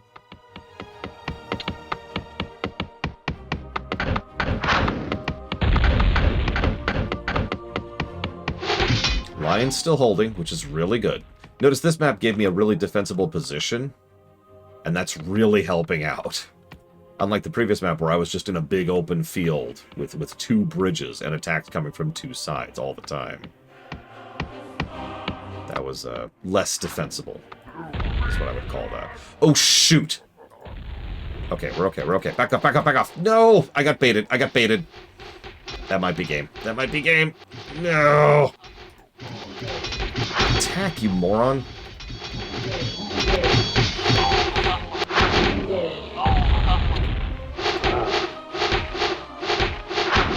Well, there goes my entire defense line because they decided to attack with a single catapult. God damn it. Okay. We're gonna gamble. This is the second to last mission. We should have access to demons.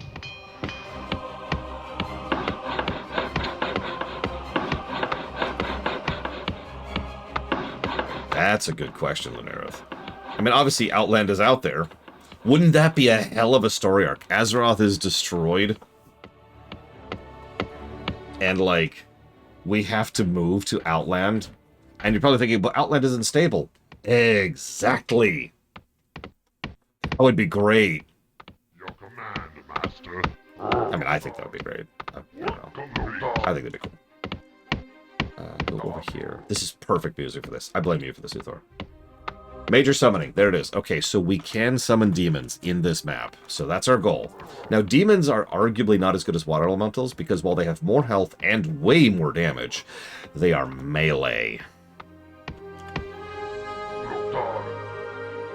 And if you know anything about this game and its terrible controls, you know how bad of a thing that is. So let's go ahead and there it is. There's the other gold thing. So we need as much gold production as we can get going right now. And I'm going to go ahead and start getting a fourth lumber clear to try and clear that path a little bit more. Let's go ahead.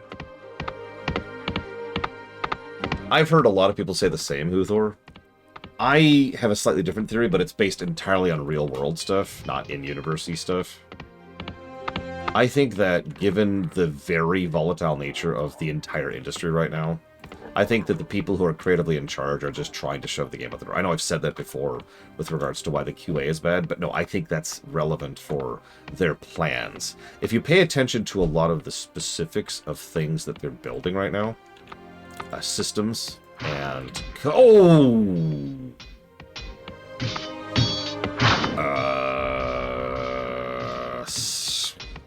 Okay. Systems and mechanics and concepts and whatnot, it actually feels very likely to me that they're building to end, right? To the sunset.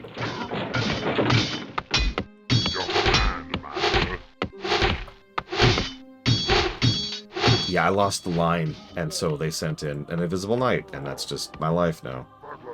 Because they sent in Invisible Knight.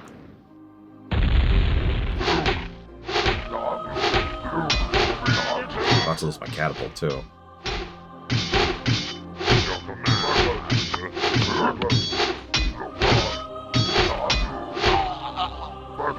Get up there. If I get 3 more dudes, I can rebuild the line.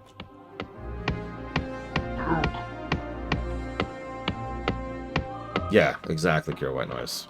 Like, WoW might go past The Last Titan, but I would bet money that The Last Titan is intended to be an end. Whether it's a Realm Reborn, whether it's sunsetting the game, whether it's going into maintenance mode, whether they're just scared about the industry and Microsoft. One way or another, I think they are deliberately building towards a conclusion.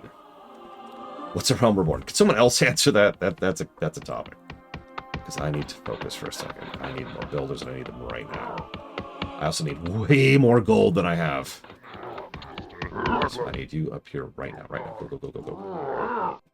It's my lumber. Not too bad, actually. That's good. That's good. And he's there, and that's making that. I really need that, but it's a 3,000 gold. Let's go ahead and get rid of Mr. Invisible there.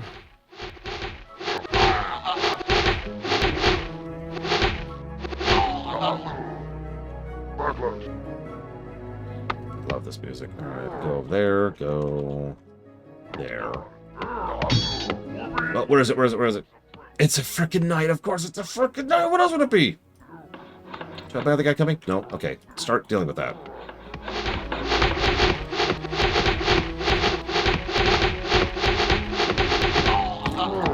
Thank God I've got 4 spearmen now. 4 archers is not exactly shabby. Get in position, get in position. I think that technically blocks the way right there. In fact, actually, there's a full line right there. I think I need 1 more to block that, so let's go ahead and send him up there. Get up there. They attack with another catapult. Yeah, okay, he can get through. Let's get a last temple. That's our last temple for now. Now I just need gold. I need so much gold. Yes, Czar. Yes, that is absolutely the truth. Isn't it great? You. Go rebuild that. No, not there. There's 2 catapults! No. You get right up on them. Well, there goes my line. Again, by the way. God damn it. I need more gold. I need so much more gold. No, go to that one. Go to that one.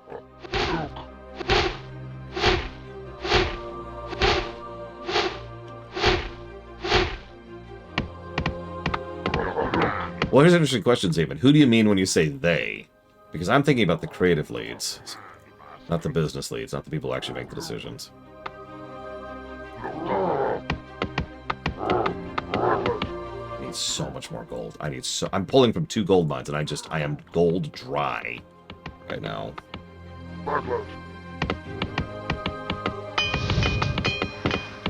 I've got some upgrades, but only some. If they send more catapult after, I am screwed. I need at least 2 more spearmen. I need to spend gold. God dang it.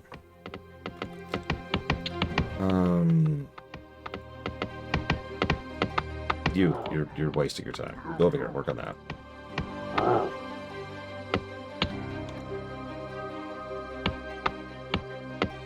Your command. Yeah, fresh reminder. Obviously, I tend to be very anti-AI, because I am.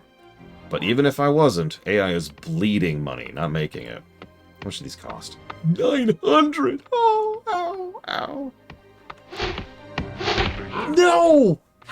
Just, in the minutes, while there was a hole in my line, they sent a guy through.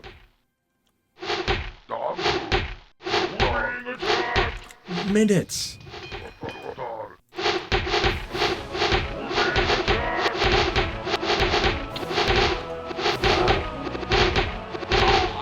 Yeah, sorry, your nephew might be a werewolf, just so you know. Nothing against that. We're very pro-werewolf here. We here at the Lorewalkers are pro-werewolf. You do get invisibility as the humans. It's much harder to use. As usual, the AI can pretty much use it perfectly and instantly, and all the usual things that AI can do.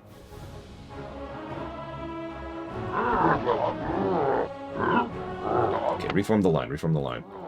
Because the AI will very deliberately, they will invis a unit, and then the unit... So it's actually funny how this works out. Check this out. So the AI is always programmed to attack your peons, right? And they're programmed to use their spells whenever they can, pretty much on cooldown. So the invisible units, and the units go to attack your peons, but they cannot attack while invisible or they'll break their invisibility.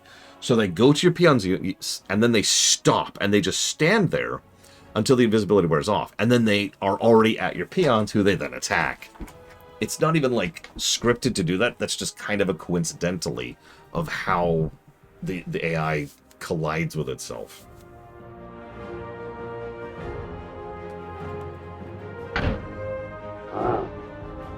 Okay. Okay, so Why are you guys not? Go make gold. I need gold. Oh. There's 2,000. Oh, there's the big expense. We still have one hole. I just spent so much.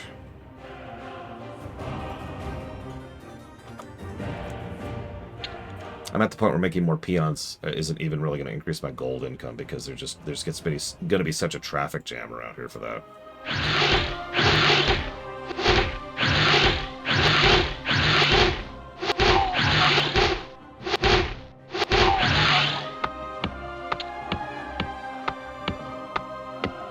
So now I need The pale dogs approach. What? How did he? How? When did he get by? I hate everything. Oh God, why? God damn it!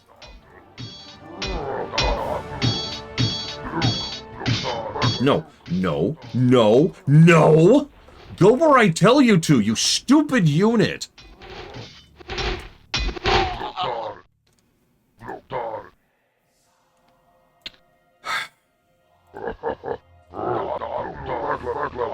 Rebuild that stupid farm that I've rebuilt like 3 times now.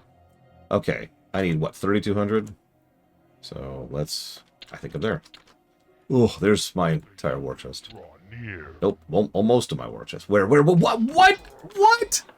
You've got to be kidding me! No,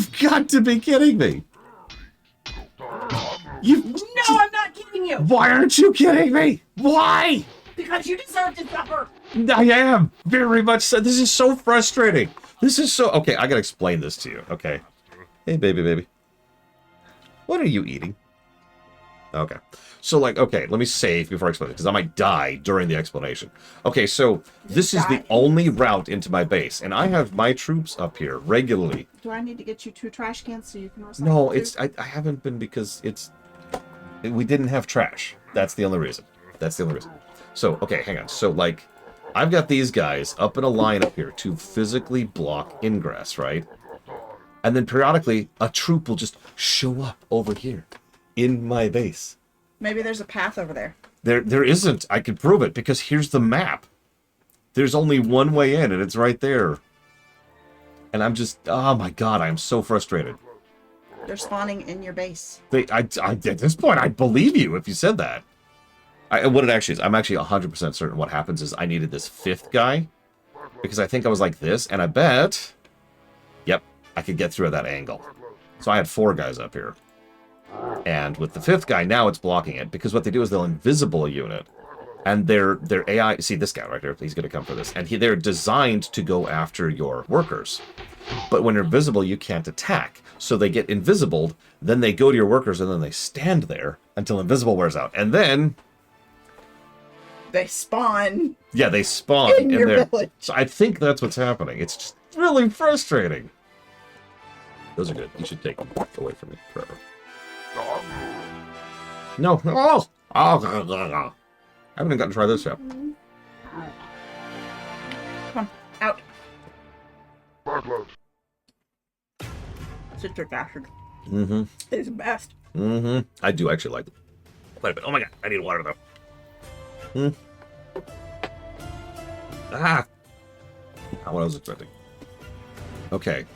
I'm actually going to upgrade their weapons. I have a little bit of a war chest now. I'm definitely going to upgrade the demons' weapons. Oh, speaking of, we have demons. Yes. Okay. So let's save before we summon the demons. Go find shoes. 1, 2. Alright, I'm let's not go. talking to you. Demon time. Okay, so these are worse than the water elementals in every way. What a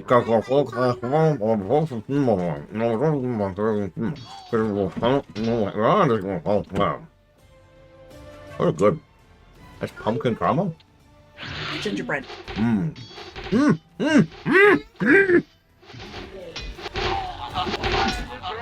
They were invisible. They were! And they stopped where they had to stop, and then they attacked my guys. It's good to know it works, at least. It does work. Shoes, child. If you want to go to the store with me, you need to put shoes on. Shoes. So here's the thing. Demons hit harder than anything else in this game. Even catapults, right? But they're melees, and you know how controlling melees is in this game. But they hit insanely hard. They also have more health than water elementals. Wait, what did I say, push-ups? Like this. Oh my god. And of course, while my line was broken, with one guy, they got through. That's just how this is they just get through whenever my line is broken. That's just my life. But yeah, demons are siege wrecking trolls. They're actually better than elementals for taking out enemy bases. They're just a lot worse at taking enemy units. Look at that. Bam. Goodbye. I don't know what these are. You don't know what these are. They're demons. We're playing orcs from the underworld. I don't know what you want from me.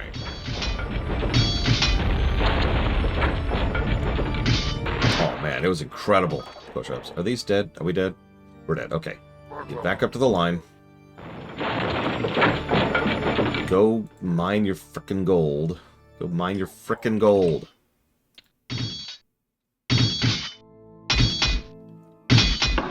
Yep, Garona. Oh yeah, that reminds me. Garona taught us to summon demons.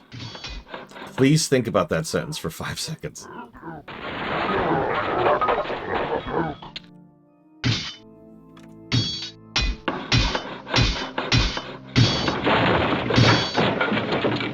Probably, but no, I think I said that even. Look at how fast they're rebuilding their base. This is crazy. Oh my god, that's an elemental. That's an elemental. Go, go, go, go, go, go, go, go, go, go. Oh, this is bad. This is bad. Okay, it's not as bad as it could be, but it's still bad. Let's pull back from our siege of Moonbrook here. Yeah, that's the end of that line right there. Yeah, demons and all summons are limited duration. So I just lost my siege because I had to go deal with that water elemental. That really sucks. But here's the second wave of demons. Go forth, my minions. Thank God Garona taught us how to summon demons. Could you imagine?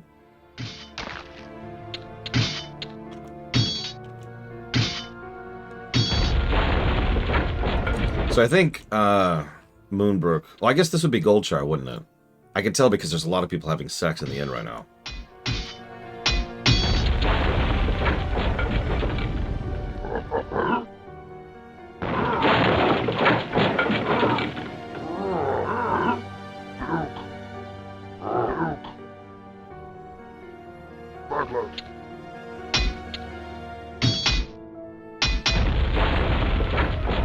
This is BFA music. Hi, Mr. Floyd.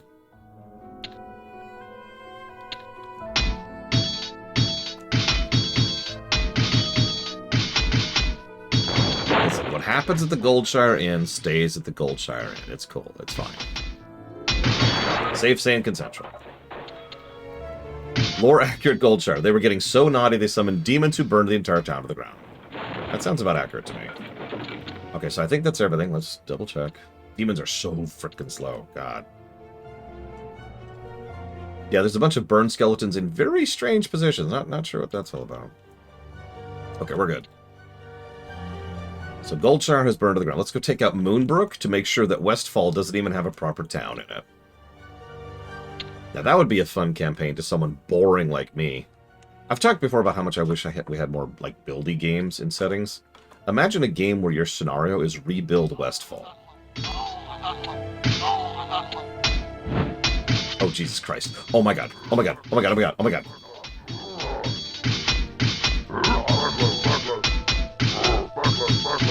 No! No! No! No! No!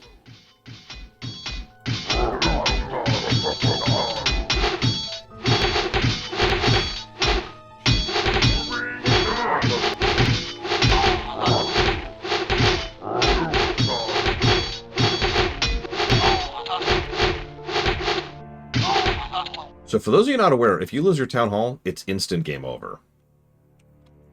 I am winning. I am in a winning state right now. They could have pulled that right there at the last minute. I'm just going to leave my spearmen back here. This is, you know, I think that's the winning move right now.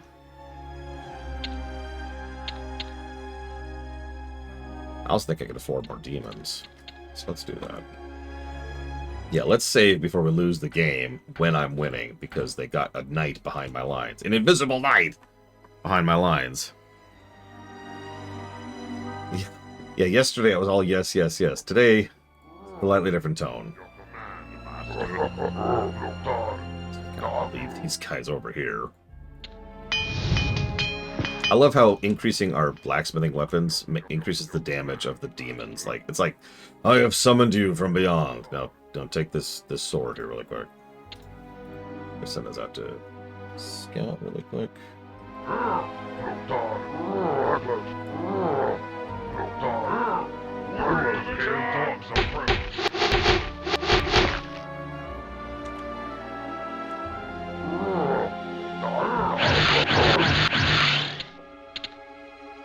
Okay.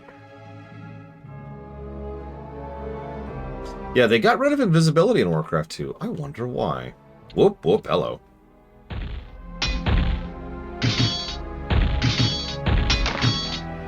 Okay. Elemental dealt with. I mean, if you notice, they got rid of super units in general, or at least they intended to. Ogre Magi's are kind of coincidentally super units. But they weren't intended to be. Like, honestly, I would say they don't qualify as super units, because the whole point of a super unit is that it's like the unit, the big thing that you get at the very end of the tech tree, which enables you to just kind of steamroll. Yes, I realize that still describes Ogre Magi, but you know what I mean. Battle cruisers are super units. Carriers are super units. Right? Supreme Commander actually has an entire category of super units. Wow, that is a lot of troops. Moonbrook is way better defended than Goldshire, and I find something about that very funny. And yeah, in this case, the super unit is demons. Doomguards make sense if you think about it. Someone earlier was asking what kind of demons, and obviously these don't exist, and blah blah blah. But yeah, it would make sense if these were Doomguards. Let's knock over their production facilities, shall we?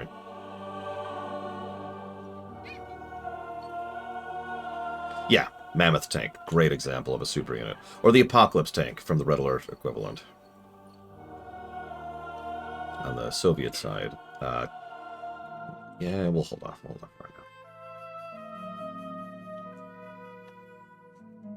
I mean, logically, this is probably meant to be Goldshire, even though Moonbrook is like southwest of Goldshire, but maps is whatever.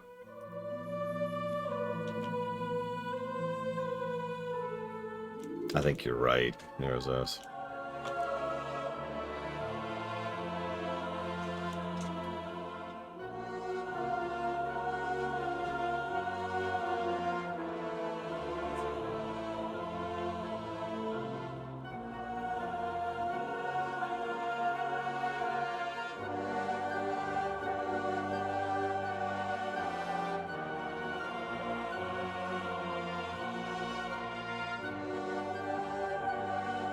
Okay, I do find something interesting. Yeah, no, this map was actually much better designed. This is funny because this happened on the human campaign too. The best missions were the last few. It's very strange. It's not even just down to the kit. Like, the fact that we have an honest-to-goodness choke point right here that we can defend makes a huge difference. Remember the previous map where we were fighting two towns at the same time? And we were in the middle of a giant open field with two choke points at complete opposite ends of each other. Yeah, no, that was terrible. Honestly, the inclusion of the super units helps, I'm not going to lie. But frankly, I would be doing a lot better here, even if I wasn't beelining demons. Remember, demons are extremely expensive. Just getting the research to build a demon costs 3,000 gold.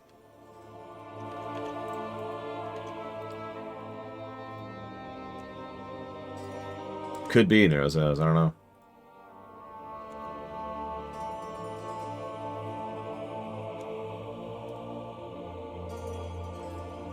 I mean, I'm just going to say it. Wraiths suck. Okay, in StarCraft 1. Wraiths just suck. Wow, they have rebuilt almost their entire town. Do you see this? Wow, okay. Well, let's fix that. This is pretty lore appropriate if you think about it. A giant wave of demons steamrolls into Goldshire, or Moonbrook, or whatever. At the head of the demonic horde. Also true, Nair says. There was a stagger to it, so I could kind of handle it a little bit.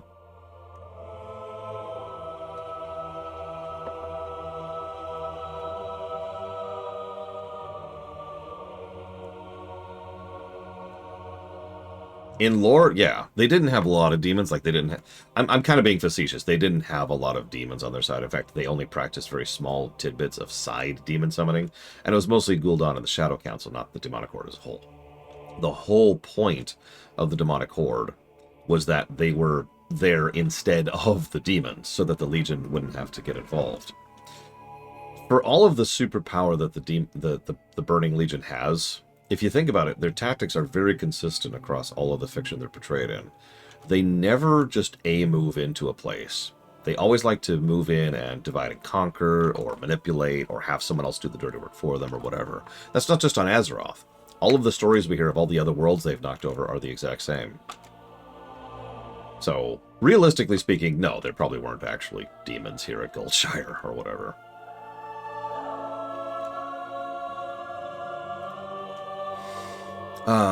So how did these demons get summoned? Well, in Warcraft 1, the game we're currently playing, Garona managed to steal the secrets of summoning demons from the humans.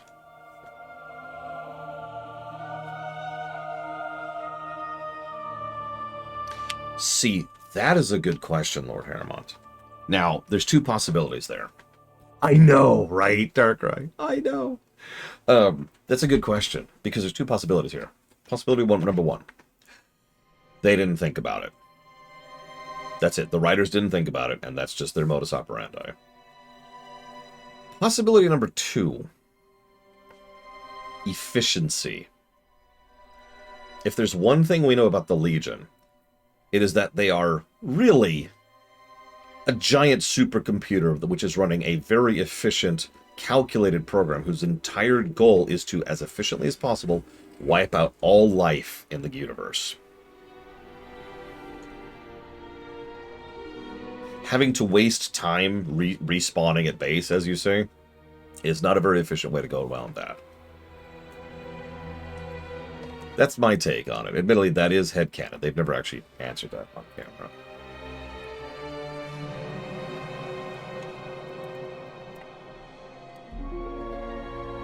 One second, please.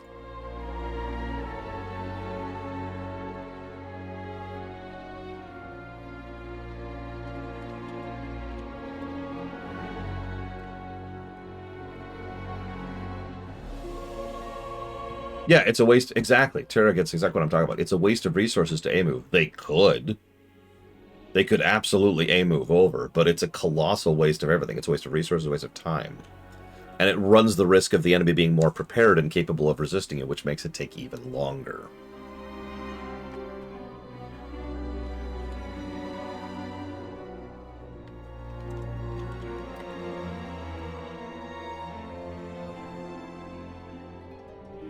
Also true, Huthor.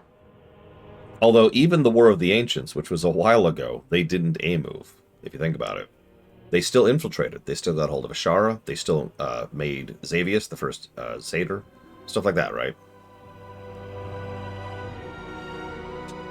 We have seen individual moments where they A-move, right? Example, when Archimonde was marching on the tree during the recent invasion, during the Third War. That is something where they A-moved. They also did A-move for a little bit during the War of the Ancients, as you're pointing out in chat right now. And during Legion, the third invasion, there were moments where they would just A-move into an area. But the point is, the whole overall Legion doesn't. Their preferred method is to move in, infiltrate, manipulate, etc. I mean, the Nightwell, right? Everything to do with Suramar. And yeah, it's worth noting, almost every time they A-move, they do end up losing.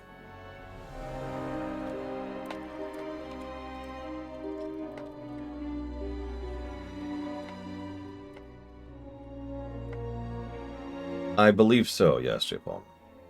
Yeah, the entire fall of Draenor was very calculated. 1 Blade Javal.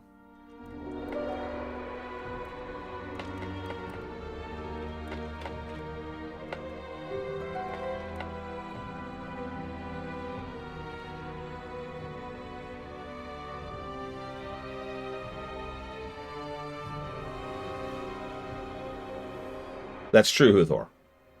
There's a reason they had to go through so much in order to just get the sliver through into the thing in Legion. I guess I'm getting into spoiler territory there. Ooh, tortilla soup.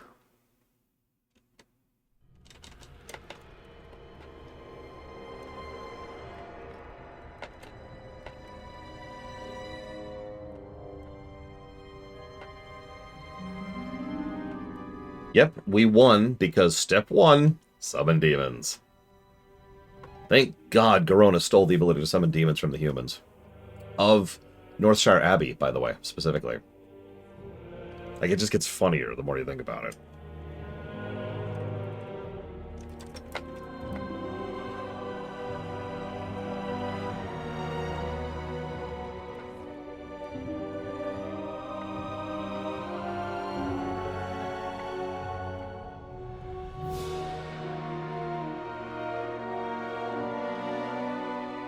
I mean, these have nothing to do with demons, like, at all. No. It's the human starter zone. Here's this. Did I say the wrong name? Northshire Abbey? I think that's right. Anyways, last mission. If only these worthless humans could fight as well as they die. Stormwind Keep is ours to take. The Orcish hordes gather like buzzards to carrion as the moment of destiny is close at hand. A low growl fills the air as your wolf riders whip their savage mounts into a frenzy. The earth shakes as catapults are loaded and moved into position.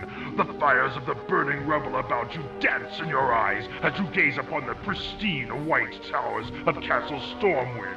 White that will soon be washed with the red of King Lane's blood. With his fall, all of Azeroth will be yours. It's true. All of Azeroth will be mine. The kingdom of Azeroth, obviously. Alright, let's do it. Let's hit it. Last mission. Let's do it. Okay, so hang on. Let me look at the map really quick. Let's see how bad this is going to be.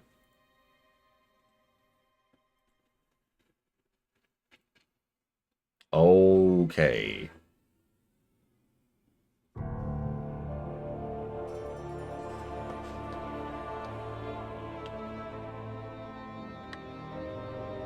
We have 2 gold mines, 2 choke points. You remember that problem? And 3 enemy bases.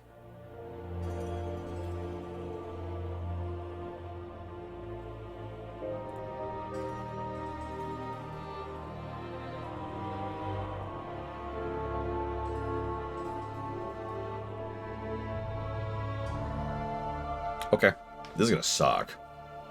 I think this is gonna be much worse than the human one, the human final mission was.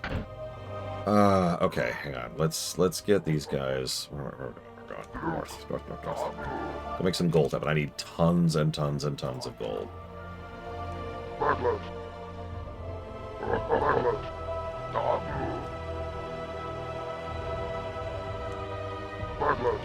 Yeah, Lord Aeron? I don't think I've ever heard of that. Have I ever played the first Paper Mario? I have done a modern review of Paper Mario just last year, Declare. It is a great game. If you look on the website, you'll see what it scored. I don't remember. Well, I just killed several of my own men. Perfect. So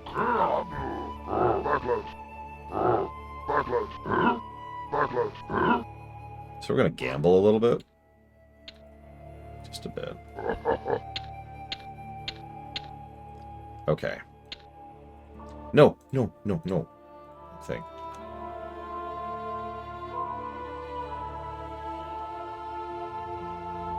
I've heard of the website, the mythical website. Fake news. Don't believe the AI. Okay, so I need to build right, because I've got gold up and down of me, which means that's going to be my lanes of traffic, and I want those as open as possible. Really? I wish I could build peons faster. I just invented it. Although I'm having a really hard time getting the RSS feed working on it. Like, if you go to lorna.com right now, /feed, it doesn't show up. You download it. It's very strange. Thank you, Jay Palmer. 168, so that's really freaking good. Let's get some lumber going. Oh, it's Ninja Ninja. Thank you very much for the donation, Ninja Ninja. Always appreciate. What's an RSS feed? You know, honestly, I barely have a good answer for that.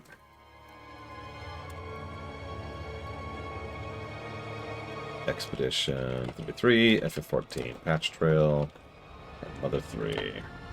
Yeah. This is great music and all, but no, we gotta go with the original. Yeah, let's do this. Final mission time. Or the... Well, I guess we're not the Horde yet. Notice they haven't even mentioned the Dark Portal or the Horde yet at all, by the way. 2. Now, keep building. Nope. We'll build right there. I know it's a way to, like, people get announced. Yes, so, like, people can get announcements. Excuse me. I can talk.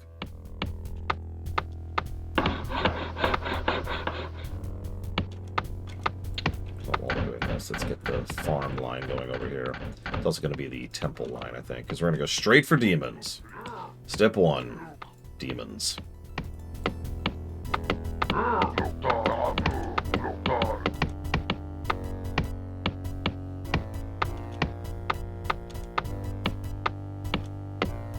I mean, I wouldn't want a proper remake to look like Warcraft 1. I think these are decent, but, like...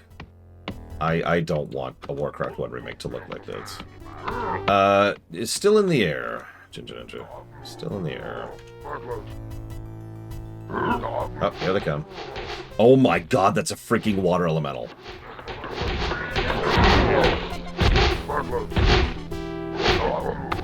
And invisible archer.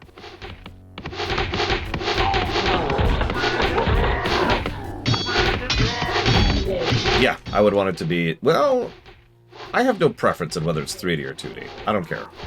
As long as it looks good. I mean, obviously, the game is the higher priority, not the graphics. Oh my god. That elemental just pretty much wiped out my entire force.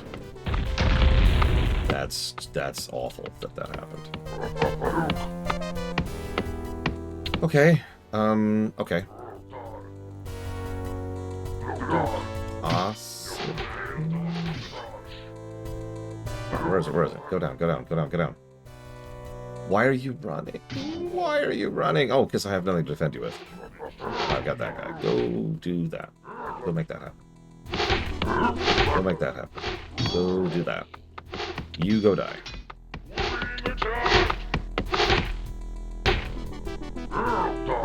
What are you doing? God, I hate these peons so much.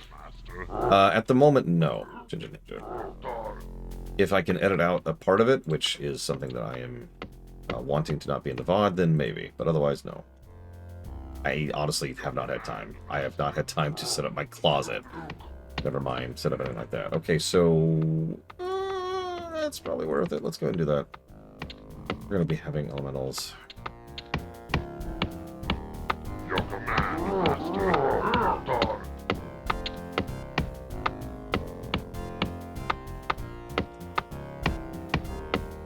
Damn right, I got a lot of skeletons. And one of them is about to be named Valerian. Yeah, no kidding, Scout.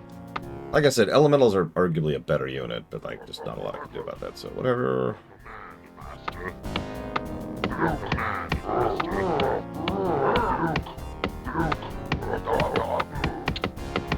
had to rebuild pretty much my entire economy after that attack. Jesus Christ. I do actually have a closet now. It's the first time I've had a closet in a minute.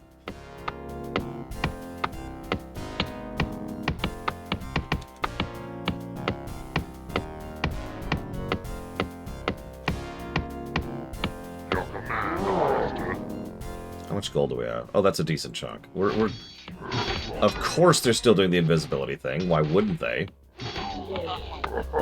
Damn it, and they still killed one peon. And that may not sound like a big deal, but that's 400 gold, and right now I don't have a lot of gold.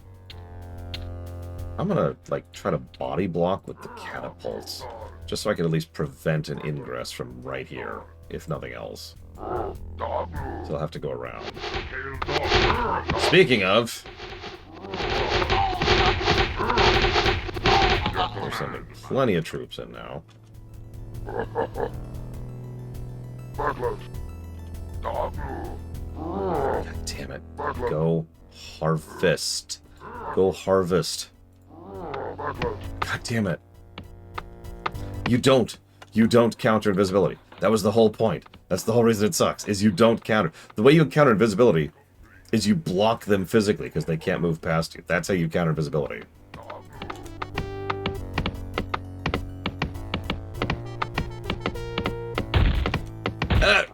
Another elemental. That is terrible. And there goes 1,200 gold worth of peons. And that's about to be my entire back. Okay, so we've lost. We've lost. We've lost. That water elemental was the end. So let's try this again. Okay, so go. Go. Alright. All of you, get over here. Except for the catapults. Get out of here.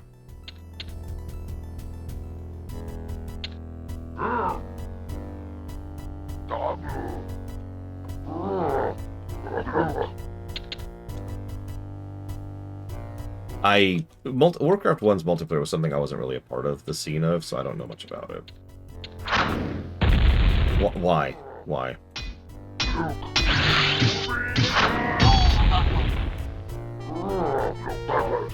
There, okay. Actually, let's make you this. Okay.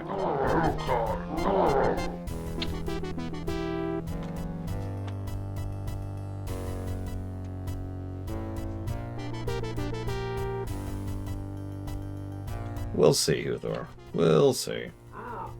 I look forward to being wrong about this one. As I often do. Your command, Master. Okay, so we're gonna not screw around. We're just gonna beeline directly for demons. Favorite place to play as in Warcraft 3? I actually liked playing as random in Warcraft 3 because I was good at all of them. Having said that, if you put a gun to my head, which you do a lot, if I had to pick a favorite race to play as in Warcraft 3, it would either be Night Elves or Undead, because both are like more unique than your typical, and both are just have some really cool aspects to them.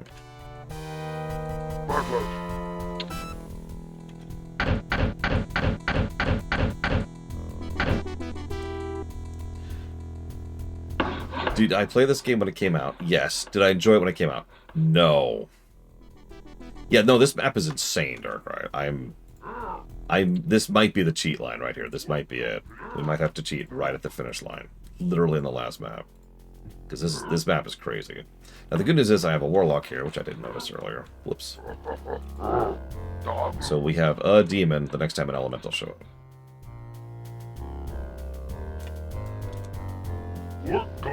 So this was the first RTS I ever played. In fact, this is arguably the first codifier of RTSs in general. Yes, I know that literally 11 years of RTSs predate this game. But that doesn't change the fact that Warcraft 1 was in many ways the first real RTS. I did, and yes, respectively, Ross. It was very good burgers. Weirdly good fries. Something I was expecting. Yeah, this is a Halo, exactly. Like, there were plenty of FPSs before Halo, but that kind of exploded. Well, that's different.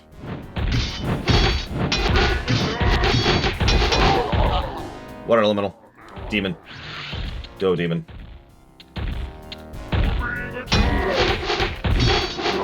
Back off, back off. Let the demon duke it out with it. Let the super fight the other super. Let's take this fight out of Metropolis. But yeah, while Dune 2 predates this, and Herzog Zwei Repeater predates this, and Utopia predates this, this is the first RTS. So I kind of dived into this, and a few months later, Command & Conquer came out. As it happened, I was actually rather fond of Command & Conquer as well. But it was mostly because of that unique factor, something I've actually talked about a lot for why people enjoy certain types of games. And one of the reasons why I don't have any shade for someone who enjoys a game because it's unique, as opposed to because it's good.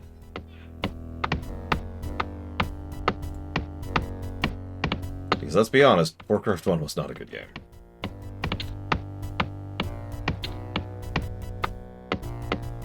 We've got a pretty good war chest going, which is great.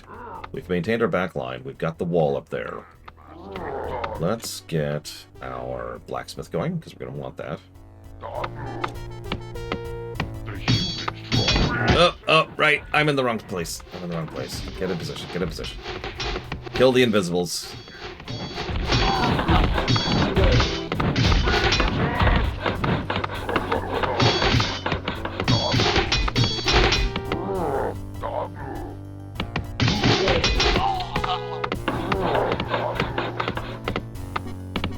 Tiberium as a concept was fascinating, I agree. And I put a lot of the credit for the story of Command & Conquer being as interesting as it is directly on Joseph Kukin's shoulders. He did a lot, and he was brought in pretty much specifically to do that, and he was just like, well, okay, sure. I got a war chest going, because I've already burned through so much of it. Let's start getting our upgrades going, too. I'm going to want one more farm? Yeah, let's do one more farm. Let's actually save. We're doing okay-ish at the moment. Yeah, the ultimate resource that is also apocalyptic. And kind of creepy, even if you don't know it's apocalyptic. Like, it's just like, ugh, what the hell? I'm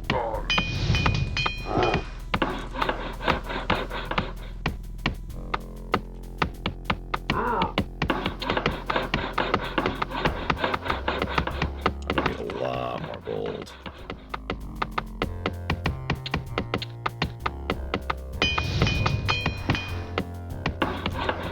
Going ahead and getting the buffs. We really want those upgrades now, especially. And that. Your command, Master. Work complete. I could see that, Uthor. I mean, the dude already retired once, and by every account, and even now, with the advantage of looking back at history, it's still true. He was intending to retire, to walk away from game development. It's just that he kind of had a prequel moment. Ooh, we have an incoming elemental. Okay, I can work with that. Go down here. Summon a demon, please.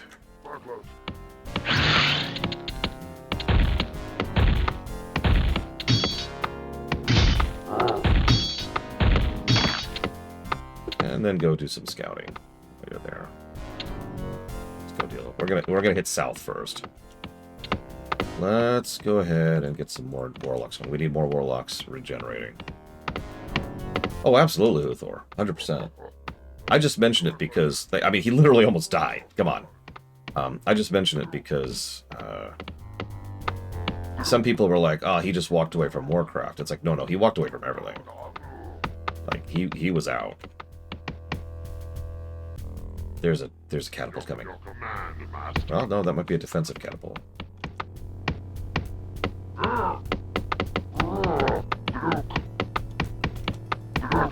Let's get these guys in position for their eventual summoning. God, those are so expensive. Demons are such an expensive strategy. It makes sense. They're a super unit. I get it. That's how that works. Titans, right?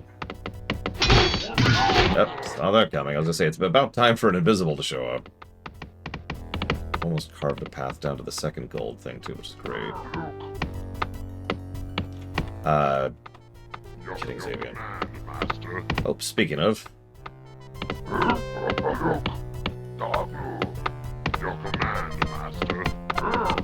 Go ahead and keep picking away at that. Let's make a nice big thing.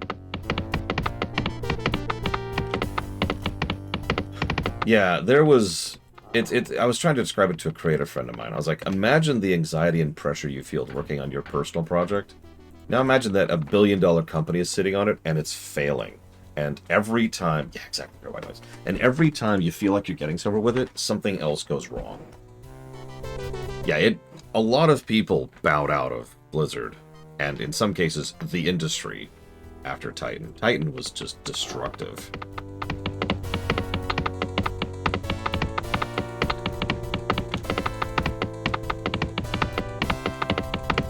Yeah, and now it's been 6 years and you haven't developed anything. Just really think about that.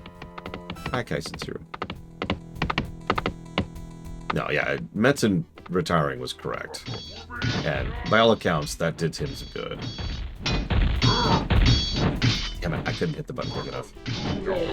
That sucks. That sucks. So I just lost my line over there.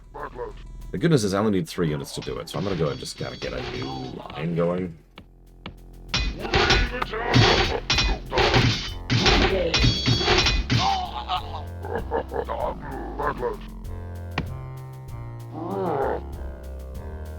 Up to 7 potential demons now. Yeah, kidding. So 8 once we get that guy going. Still need more gold. I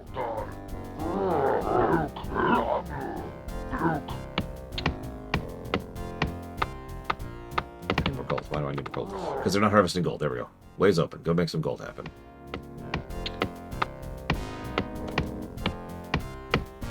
Man, I wouldn't off the deeper end. That sounds like a just terrible thing. That sounds like a bad day to me, you know? Whoops. No, no, no, kill, kill, kill! Don't just stand there watching your peons die right in front of you. Kill him! Oh my god. Okay, I hate to blow one. Go, go, go, go, go, go, go, go, go, go.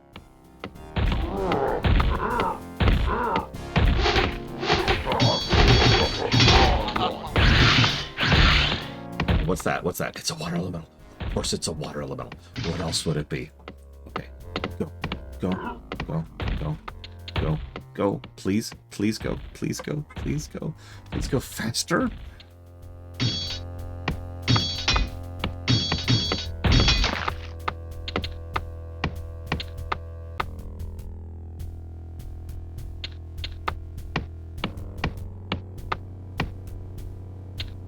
Yeah, there's a reason even though that it directly led to, was leading up to a Warcraft 2 film, we never got a Warcraft 2 film. Whoop, whoop, whoop, whoop, whoop, whoop. Okay, out with that. Who's not doing their job? You, go do your job. You, go do your job. You, go do your job. You, go do your job. You, go do your job. What's our job? Kill your demons! This defensive line is stupid. We still have just now, are only starting to carve a path through this initial defensive line.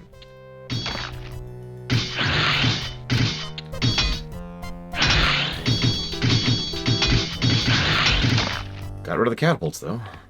I need more gold coming in. 2 more, 2 more, 2 more. Do I have enough? I do have enough. Let's make 2 more. So this is going to be a full 12 pack of demons. I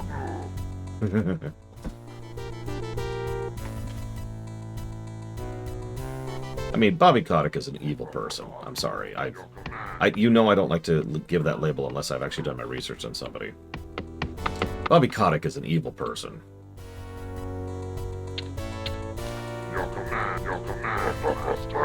I'm not being greedy. I'm having 12. And I'm making sure I have a resource pool to make sure that if anything goes wrong, I can rebuild. This is me being cautious. Speaking of which, I'm going to start getting backliners. That's what I'm going to do. In fact, you... make me another farm over there, would you? So we're going to chill here. We're just going to let our mana regen for a minute. So we can send 12 demons south. Oh, honestly, yeah, all of the old companies, Blizzard included, were I don't want to say rotten to the core, but I don't have a better way to put that. Rotten to the core. Let's just put it that way. Work complete. I think it's a good terminology for it, really. Like, we lucked into the quality we got out of Blizzard games for a long time.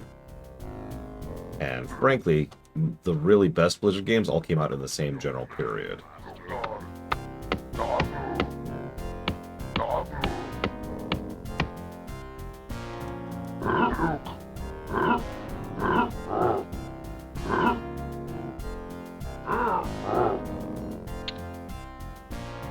Almost ready.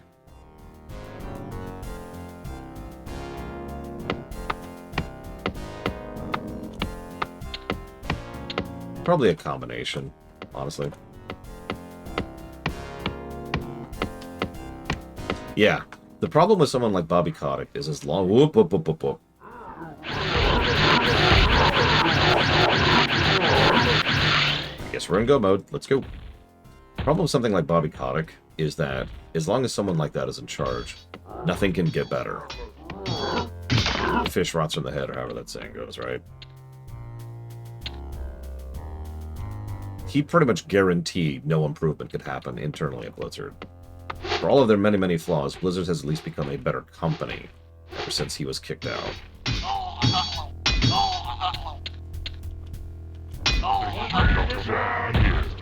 One of the other reasons I'm pissed off about the Microsoft thing.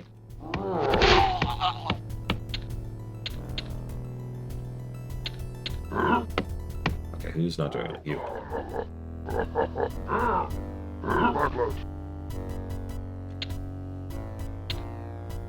Keep going, keep going.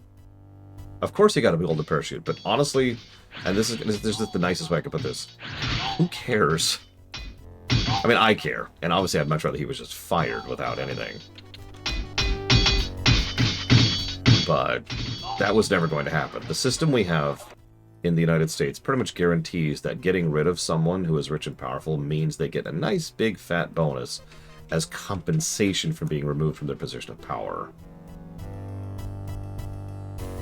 Golden parachutes are awful, by the way. Can I just say that? I hate golden parachutes as a concept. Is he worse than Todd Howard? Yes, 100%. But if the price of getting Bobby Kotick out of Blizzard was giving him $1 bajillion, then that is the price that is being paid, because that's the world we live in.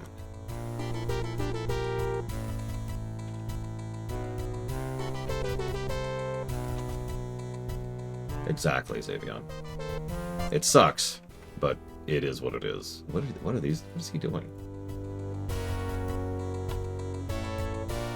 Yeah, I hesitate to call Todd Howard an evil man.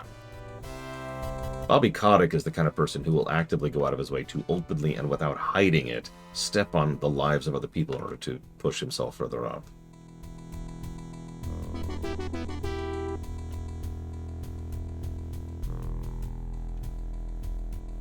Again, once you get past a certain point, you kind of have to be evil, right? Like, that's just math, really. Theory, but still. Did we get him? We got him. Okay, good. Why are they still doing the lawn stuff? Okay, so that's one town knocked over.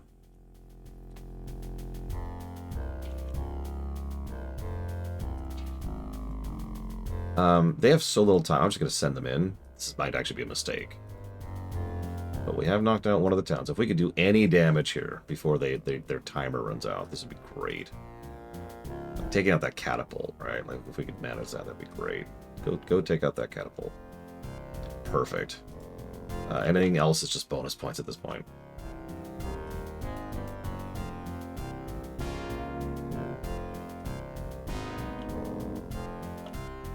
I would actually agree with the lazy thing.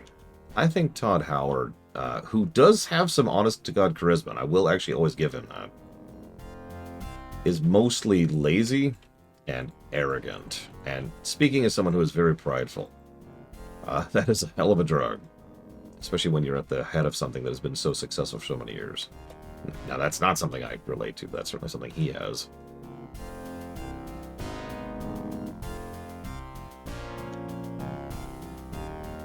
Actually, yeah, Alpha Deep Red. Bobby Cut. So that's the thing. I don't like using words like evil unless I actually know the person in question, unless I've researched them. most billionaires are probably evil, but I can tell you definitively that Bobby Kotick is evil because I have researched him. Does that make sense? Like, it is likely every billionaire in the world is an evil person to some gradient or another. But I know Bobby Kotick is an evil man.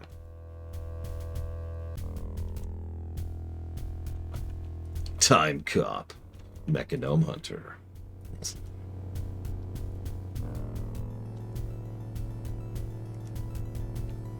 This is a lot of troops over here. Wow. Whoop, whoop, whoop. Shoot, shoot, shoot, shoot, shoot. Oh my god. Okay, this is a hell...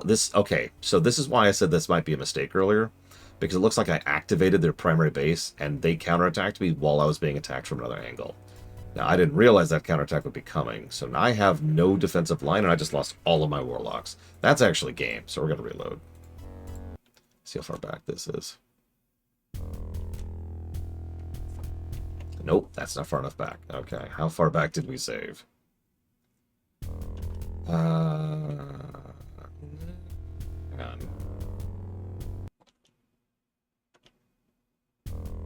Did I not save after we knocked out the southern base? Oh my god, am I that stupid? God damn it, I am. Alright, whatever. Let's do that again. The good news is we're there. We've got the guys lined up. I gotta knock over the southern base now, again. Okay.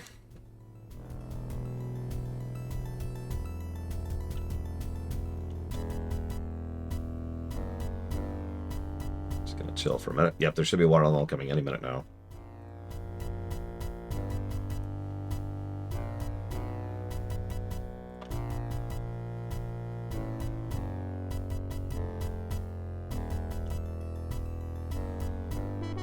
Should get upgrades. I just realized I haven't even finished upgrading my freaking elementals yet.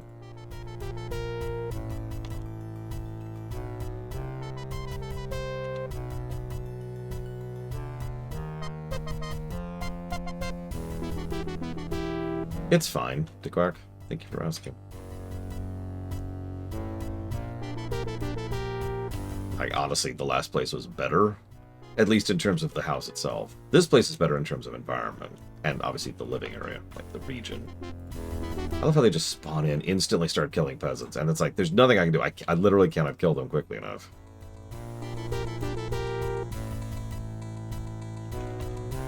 Nothing I can do about it.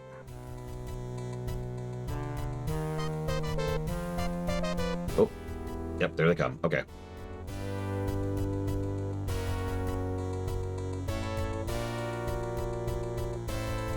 Ooh, 2 elementals this time.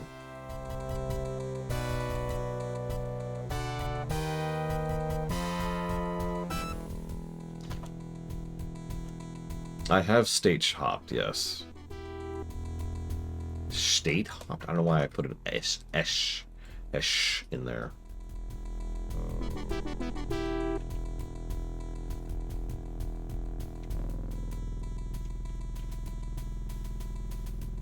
This is why I kept those other 2 in retinue, because I knew there would be another deck. So this time we're actually going to do this. So what you're saying, Huthor, is with all the money and power of God himself, they should probably actually do that, because this is Bethesda we're talking about. Like, I do get it. That's the thing I kept talking about during the, yes, DeQuack. That's the thing I kept talking about during the Starfield run. I understand how difficult it is to engine hop. I really do. It's a big deal. But they can do that. They are capable of doing that. And they probably should pull that trigger. Like, some companies just they're kind of stuck. And some developers are like, well, this is what I know, and this is what I got, and I cannot afford to shift or hop or whatever.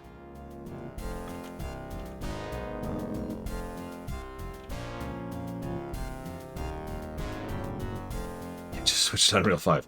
I wouldn't do that. No, absolutely, though. See, that's the thing. What they probably should have done is, as soon as they shifted off primary development of Starfield to Starfield? I don't know why I said Starfield 2. That's probably the exact moment they should have thought about developing, right? Like, going into a new engine. In-house or not, that should have been the moment they pulled that trigger and just commit to the next several years of doing that. What is...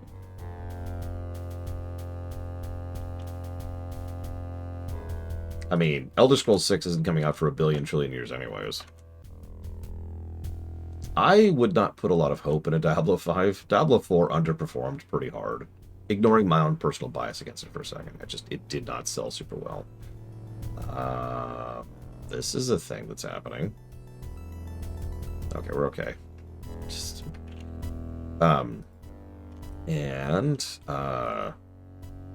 words.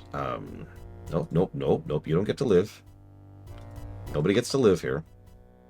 And Immortal, that was the other thing I was going to say. Immortal at least was making plenty of dosh. So... what I dislike about Diablo 4? Everything would be the short answer. I'm not really being facetious. Diablo 4 is a game I don't enjoy on either axis. Come on. Oh, come on. They're not going to do it. They're not going to make it. They're not going to make it. No! Oh, they made it. Yay, they made it. They're not going to reach that guy, though. That one peasant's like, oh, I'm going to get away. And the demons are like, no. And they desummon. You want to talk about negatively inclined setting. Diablo, in general. Yikes. Okay, you shouldn't be here. You should be doing this. Oh, I'm farmed. I'm farm capped. Don't do that.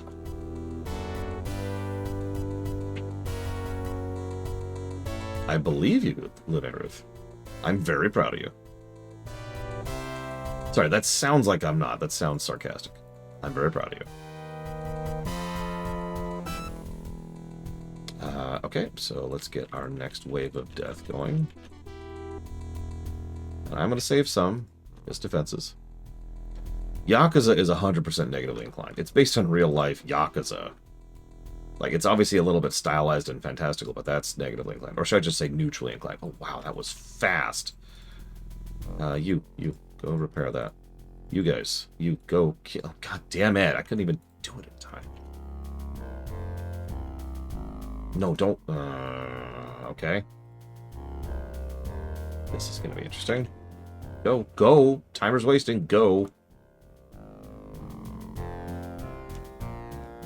Yeah, honestly, I could just beeline Strobin Keep right now if I really wanted to. Just be like, well, time to knock that over. What are they doing?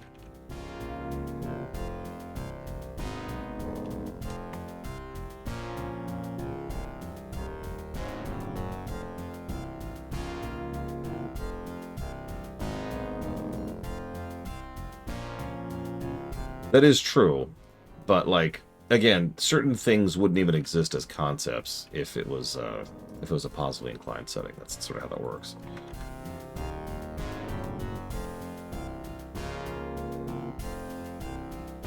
So it looks like the southern town is pretty much swept too.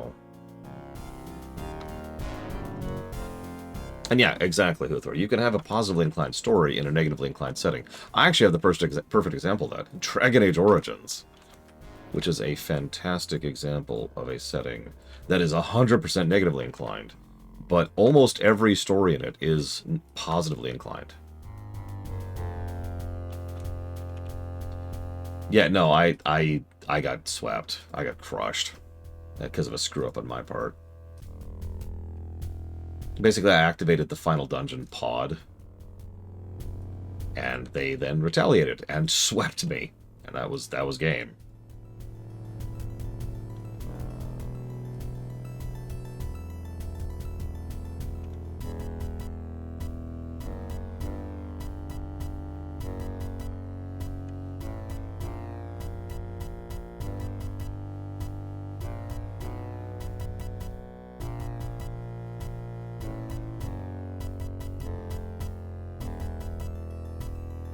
Where?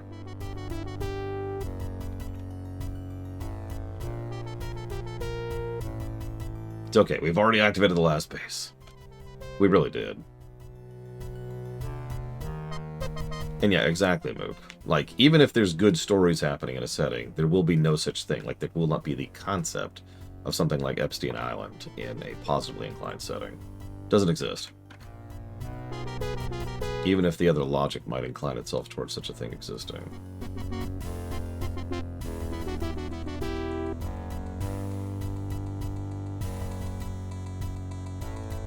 Okay.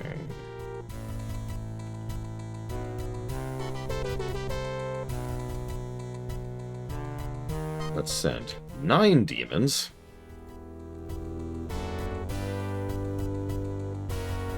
Also true, Ross. That's another thing. You can have a negatively negatively inclined story in a positively inclined setting. I mean, bad stuff can happen in a positively inclined setting. Did MLP have that many negative stories? I mean, time was almost destroyed once. I think that kind of qualifies. And honestly, everything to do with our town. Oh yeah, Luna's self-punishment. That's actually another great example of that kind of thing. The extant is 100% positively inclined.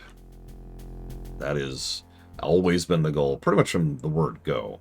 Oh, here comes the enemy counterattack. I knew it was coming. Let's finish the lower setting, the lower base here. Let's go ahead and get our defensive line going now. Get up there, get up there. Go, go, go. Oh my god. Oh my god, get up there, get up there.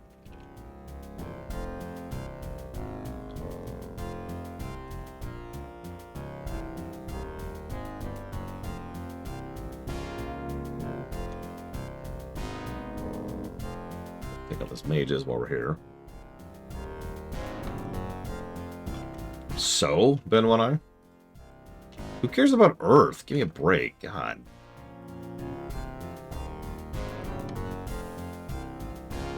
I mean, Star Trek had World War III, but it's still, well, until New Trek was a positively inclined setting.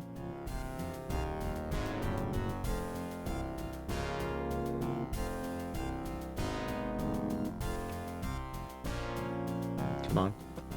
Get in there so I can kill you. As you can see, they have no sounds whatsoever, J. Palmer. Just like most units that aren't orcs or humans. They actually have no... They don't even have unique attack sounds, but they don't have unique recorder sounds. See, they're not... There's no sounds at all.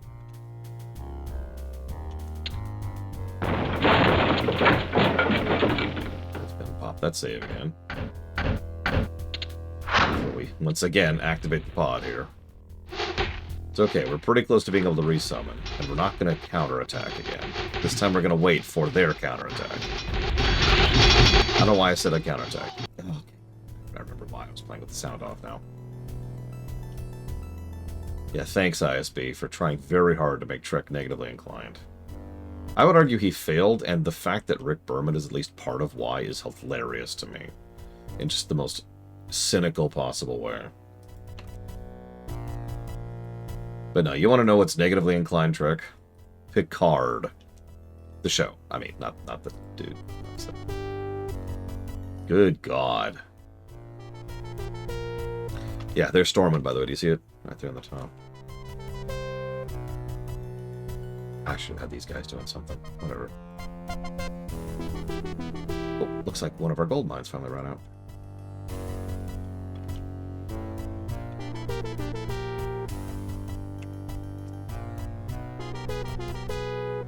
I would agree with that, Uthor. For whatever that's worth. Oh, take out that elemental. That'll be a good usage of these guys. There we go. Now take out the guy summoning the elemental. Yeah, it's about time to attack their white eyes. Now it's about time to do our final push. We have a lot of catapults. This would suck without demons. So I'm not going to hold anything back this time. We're going to do a full 12 demon rush.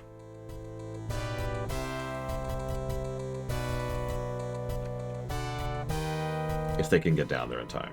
I'm also going to do something weird, and I'm going to send my warlocks down there so they can summon quicker next time. In case this fails.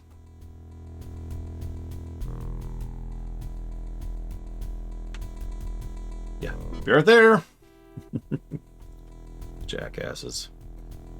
Also, I'm about to beat Warcraft 1 without cheating for the first time. And yes, I'm willing to do that.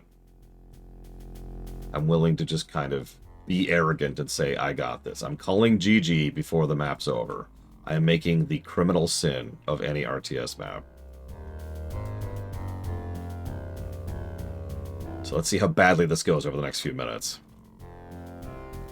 I will take a flex for managing this. There are several of these missions I legitimately didn't think I had. And you guys know, several of you have been calling for me cheating. Like, in several of these missions, because they've just been that bad. We're just gonna sweep. We're not focusing or prioritizing anything. We're just gonna sweep.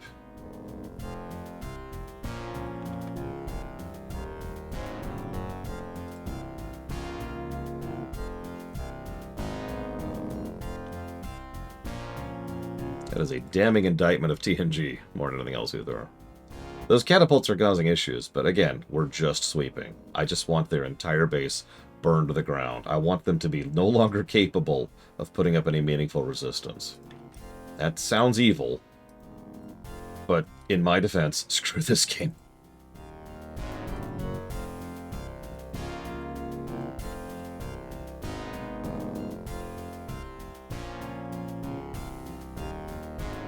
Yeah, get that catapult. Get the catapult.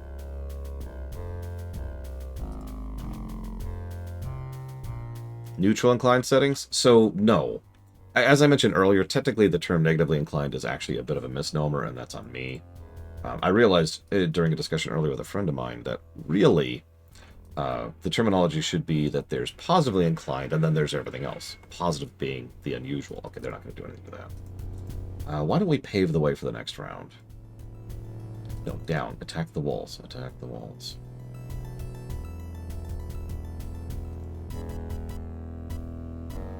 Get these walls out of the way. In other words, if it's not positively inclined, it is part of the everything else. So a neutrally inclined, by definition, would just be, you know, else, right? Yeah, Stormwind has its own little garden right up there. I can't attack this wall. It won't let me. Okay, there we go. I think I got it. Kind of? Come on. Just trying to chip away at the wall here.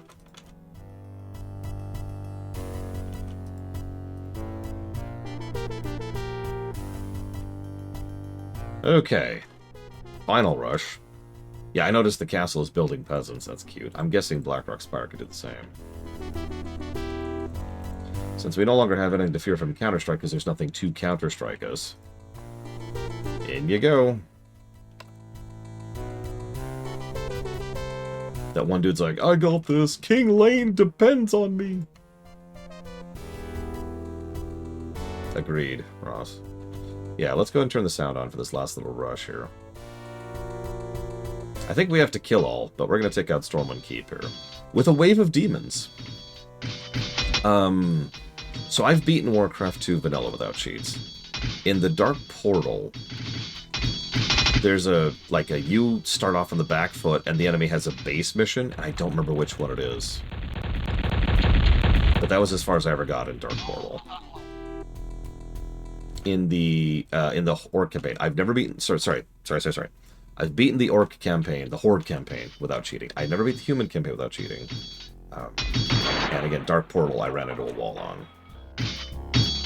Oh yeah, as of this point in time, canonically, pretty much everyone worth anything is currently on a bunch of boats fleeing north. Stormwind is being evacuated as we speak.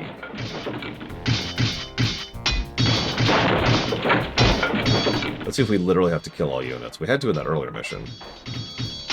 We got that one mage up there.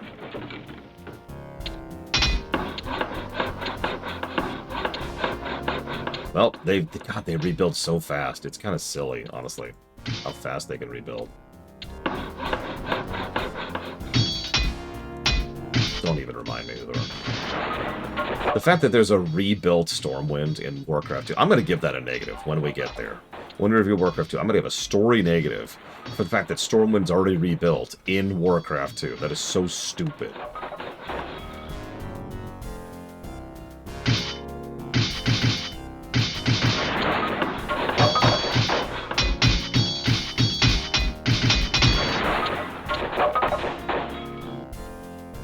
No, this is before the Defias. That's the thing. Like, this is like separately, by the way, Stormwind is totally rebuilding. And it's like, what? It's a map. It's a mission in Dark Portal. Which I forgot about until someone pointed out during the recent Warcraft run. Yep, we have to kill everyone. We have to kill that one last mage. Who do we think that mage is? Like, for humor factor. Who's the one mage holding the line against the army of demons?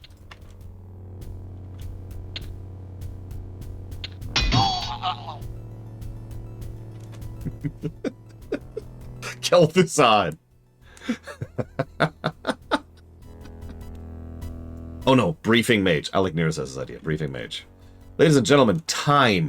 The feel of bones crunching beneath your feet is confirmation of your awesome victory. With the decimation of the human forces, the sacking of their castle was a simple matter. They offered little resistance once you ran their weak leader through with your warblade and toppled his body into the moat. The taking of Stormwind has kept your warriors in good spirits, and the offerings of gold and jewels that they bring to you are ample tribute to your leadership. Wine flows like blood, and the smell of freshly cooked meat fills you with satisfaction as you begin your victory feast. The countryside is ablaze with bonfires as groups of battle-hardened orcs celebrate the domination of this land with songs of war and victory. You have finally assumed your rightful place as ruler of this realm and as war chief of the Orcish clans. What new conquests will await you in this place? The Shadow Council has begun to bring you information concerning the lands across the Great Sea that are as yet untouched by Orcish rule. The Warlocks also seek your permission to resume their experiments with the portal, their intent being the subjugation of other worlds.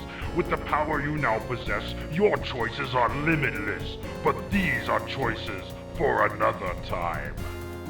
So that is the only mention of the Dark Portal in the entire game. And it's literally just an aside of resume their experiments with the portal. What portal? What are you talking about? But to explain that really briefly, the whole idea, so remember I talked about Warcraft Vietnam? What I didn't tell you was Warcraft Vietnam was going to involve orcs and humans from Warcraft 1 in Vietnam. Because the idea was that the portal was a portal into other worlds, and that would be why they would branch out into like sci-fi and modern day and historical battles and stuff like that. That's how that was going to happen. So that was the portal back in Warcraft 1. Yeah, the Shadow Council got mentioned twice.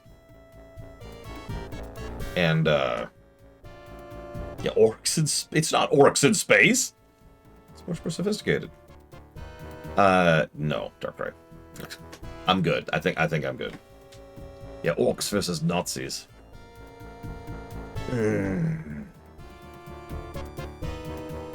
Oh my god. Okay. We did it. I take the flex. I have beaten Warcraft 1 without cheats. Oh. Okay. Get off my screen. Get off my screen. Yeah, let's get some Warcraft 2 music going, because that's some baller music. So now to give that game a bad score. Honestly, that was actually much better than I was expecting, and I know that that's funny considering we're currently at 59 negatives, but I stand by that. I was expecting that to bomb. If you remember, I was actually expecting this to be the worst game of the block. Like, that was my prediction. I'm not even sure this is going to break third. A lot of the updates were the remake, absolutely. I really wasn't aware of exactly how much the remake helped. Playing the original... Oh yeah, by the way, for those of you who didn't see on the guessing game, per request, there is now a bit of a guide to help people guess based on the color system. And I actually spent a not unreasonable amount of time figuring out the exact numbers of purple, red, orange, yellow, green, blue, and black. For anybody curious. It's over there in column D and E. No, I just added that like 2 days ago. I like how nobody guessed positive. That amuses me on several levels.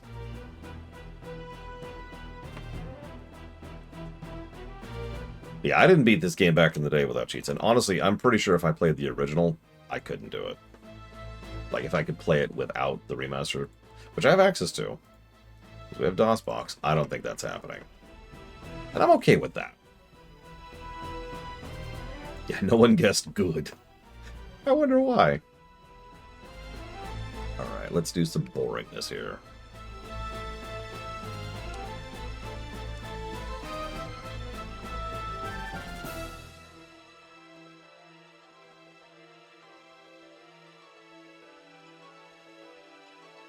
This counted as a... This was like Zelda 1, Linearuth.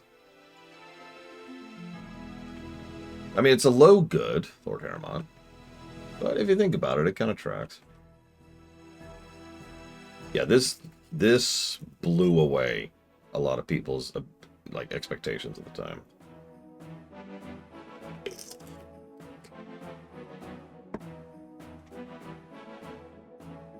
Like I said, RTSs predate this, but not like this.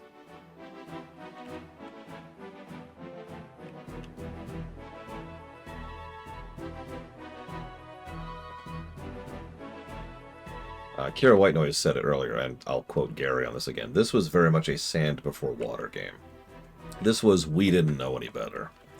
I will freely put myself in the group of people who are like, oh my god, this is so new and interesting. It drove me bonkers, and I hated it, and I had to look up cheats to get through it, but by god, I was into it.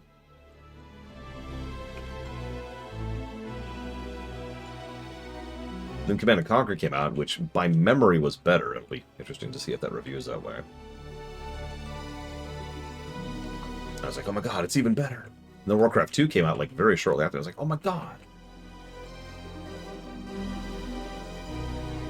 I don't remember what tag Eco got. Did you know that you can check that yourself?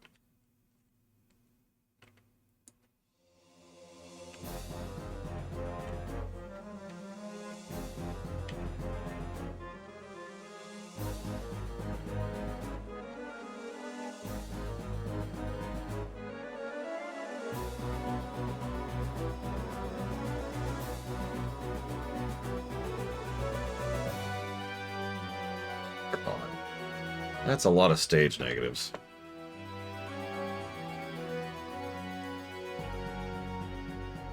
So, generally speaking, I don't like giving games multiple tags, even though that does apply, and logically speaking it could. But at a certain point it gets crowded, you know. So I tend to think of it in terms of what tag is most dominant. Hollow Knight is a side-scrolling platformer, that is a Metroidvania, that is a Souls-like. Of those three, I think it is most a Souls-like, hence why I call it a Souls-like, but all three are accurate, right? Same concept. Echo is a first game, but it's Garbo, hence the Garbo tag.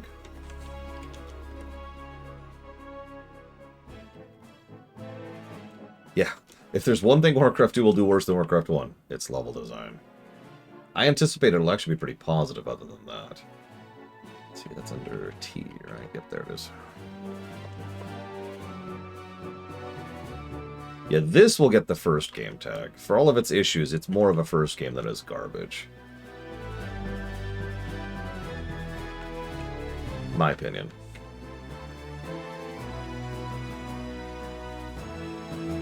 Replayability. How replayable do we think this game is, everyone? Super replayable, right? Like, you can't wait to jump back into it, right? Okay, hang on.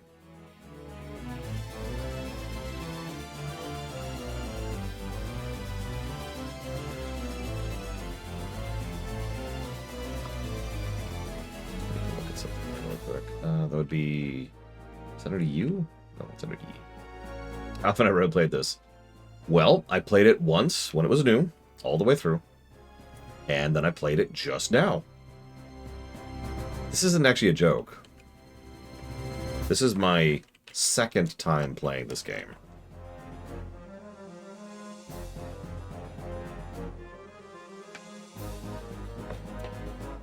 Probably off the deeper end. I've replayed the first few maps on both sides of Warcraft 2 many times because they're good and they're fun.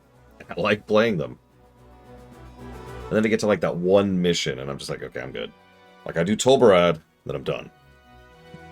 Or maybe it's the mission. It's Tolbarad or the one right after. I forget which one. 1 second, please. It does not, J. Palmer.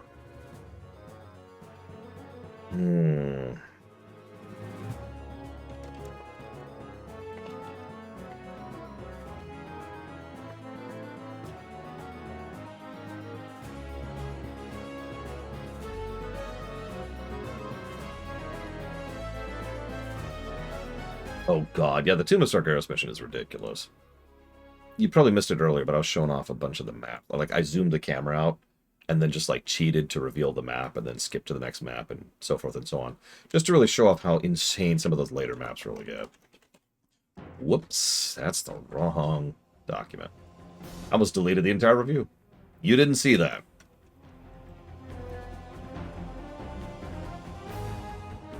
Nothing happened. This game got 2 level design positives. Now, that sounds like an insult, but honestly, it's more than I was expecting. The fact that there are stages in this game which are good, yeah, that's 2 more than I was expecting. Oh yeah, by the way, you know another way that Warcraft 2 will absolutely score very, very well on music.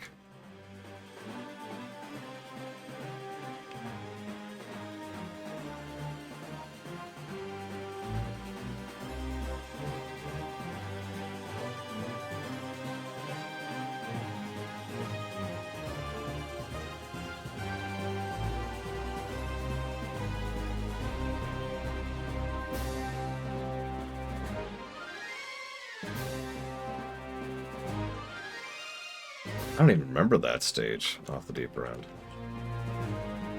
I'd have to check. Is this game worth playing before Warcraft 2? No. I'll actually mention that in my document, because I always put a little bit of a blurb there as a paragraph summary of my thoughts. And I intend to write there, do not play this game. I don't. I don't recommend playing Warcraft 1. I don't think it's worth playing. This isn't even one of those play it for the historical significance thing, because frankly, that's Warcraft 2, you know?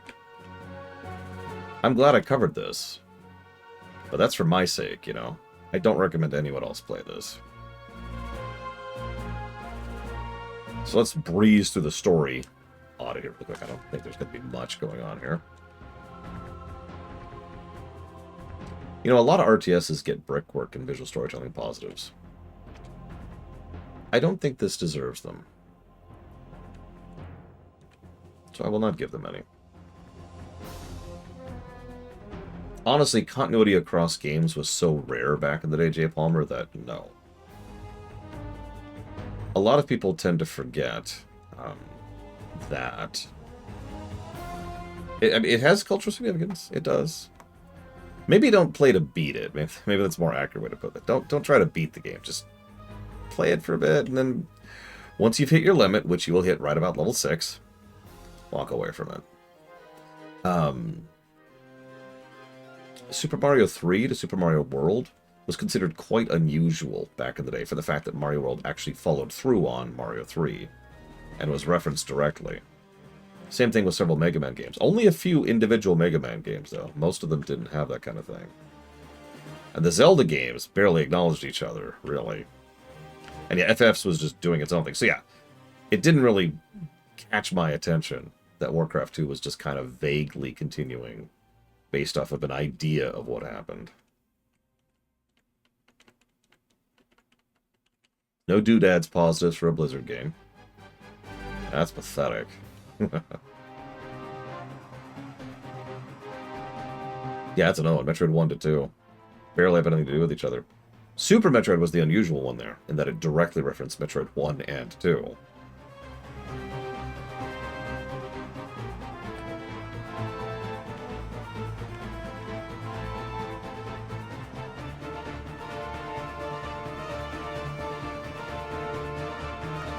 Yeah, what's funny is there's Blizzard games that came up before this that would probably get Doodad positives. Not many, but you know, like maybe a positive, something. I don't know.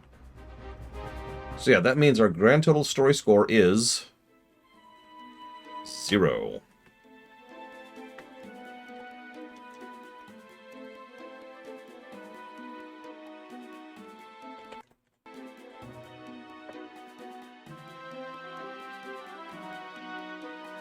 Yeah, complete wash on the narrative axis.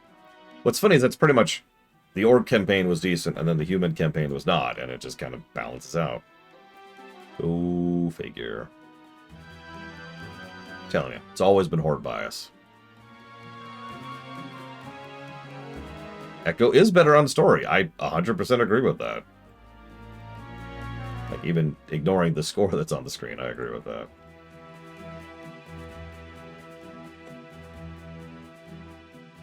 Yeah, that's what I thought. Sorry, I was just curious. I just put 0 for the hours of a game, and it completely broke all the forms, as it probably should. Which campaign did I like better? Human. From a gameplay perspective, human campaign was much less frustrating to deal with. The human units which you fight against as the Horde are just, excuse me, as the Orcs, are just non-stop irritation. The invisible, like, peon raiders and the catapult spam and the constant summons just... Oh. I don't know, off the deeper end. I agree with that. Elifius is right. If you can get a hold of the Warcraft 1 manual, that will probably be more worthwhile of your time. You should especially read the Warcraft 2 manual. That's a baller.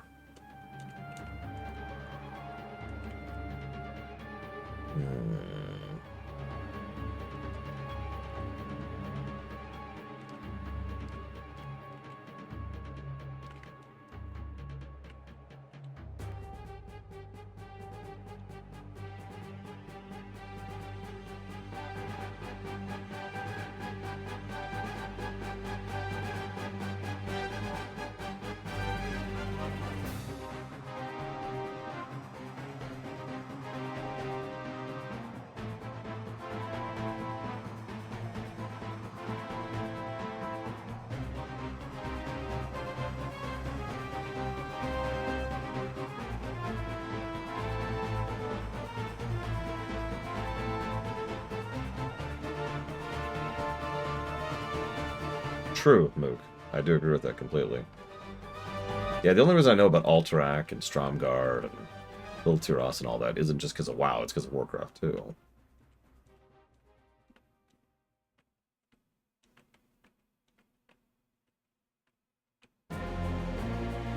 Uh-oh, we're about to lose. That's the lost song.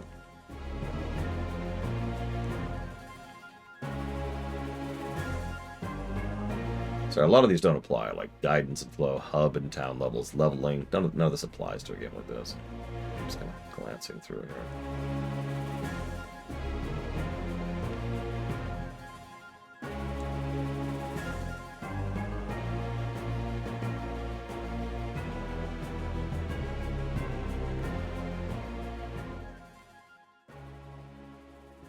Yeah, Storm Reavers, Burning Blade. Broken Tooth?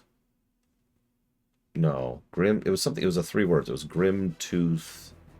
Black Tooth Grin? Is that it? Black Tooth Grin? God, it's been a while.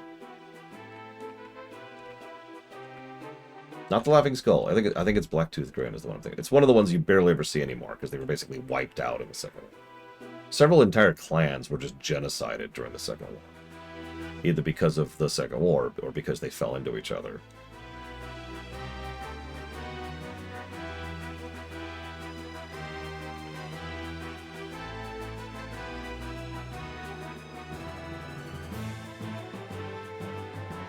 Shadow Moon was also wiped out. That's the MJ Palmer. I knew I was right.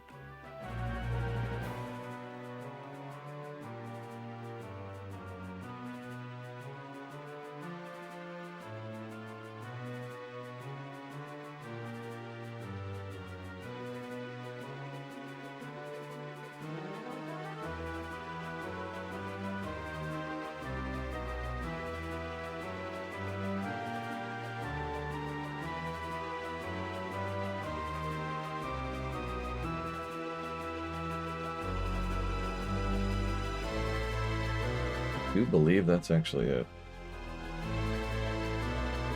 So that will be a negative 55 to gameplay. Okay. Let's punch in some numbers really quick, shall we?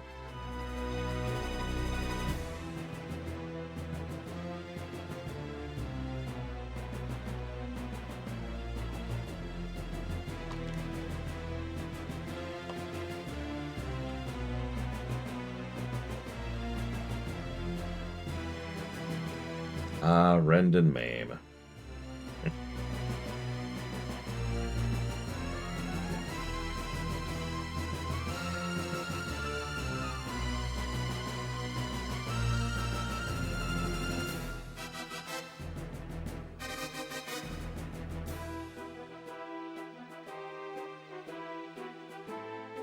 I actually don't remember, to be quite honest with you, J-Paul.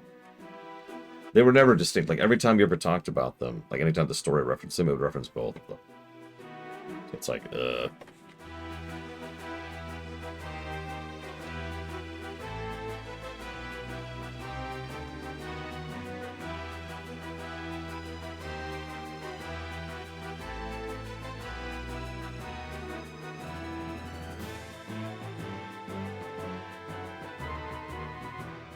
Could someone do me a weird favor and tell me the scores of the last couple of games I've covered, please?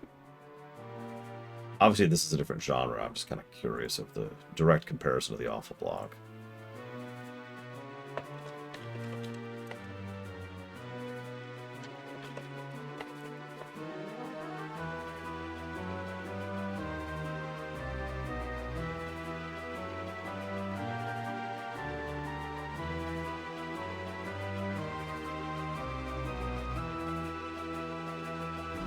Okay.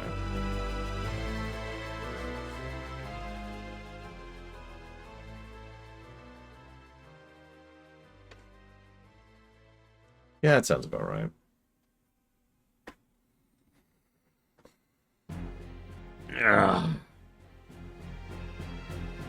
So, final story score, 0.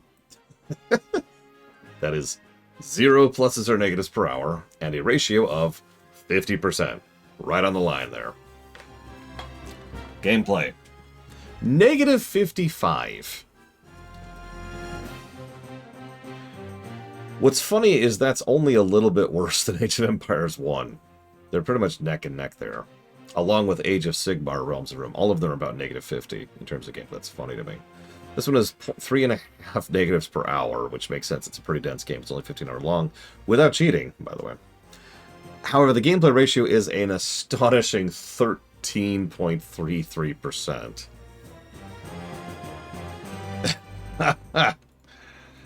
Yeah. Giving us our final golden number of... Can I get a drum roll, please? So let's see. So I'm looking at these. So we just had... Come on, load. Prince of Persia, Echo the Dolphin, Third Birthday, and Daggerfall. Yeah, this isn't on the level of Echo the Dolphin or Third Birthday at all. So, not in that category. Go figure. Age of Sigmar got a negative 172. Age of Empires 1 got a negative 120. Warcraft 1 R got a negative 111.37. Looks like Jay Palmer's taking that one. There's a lot of people who guessed there in that range there. We got 110, 113. Guessing in that range there. Which makes sense. That is about where it was. That's about where it landed. That's going to go towards Infinite Warfare. And then Sky Odyssey, and then Halo. That's true. It avoided blue. It's deep green. Yeah, this is why I don't think I'm going to give this game the garbage tag. It's not a particularly good game. But we've played much worse. Even just in the RTSs, we have played 2 RTSs worse than this. And, you know, as a fresh reminder, Age of Sigmar came out last year. and is worse than this. They should be ashamed of themselves. In fairness, the remaster did help quite a bit. It did pull the score up by a non-insubstantial amount.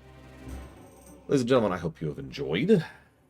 Tomorrow we play Vampire the Masquerade Bloodlines 2. I have no idea what to expect from that one. That is Pokemon time. I'll see you.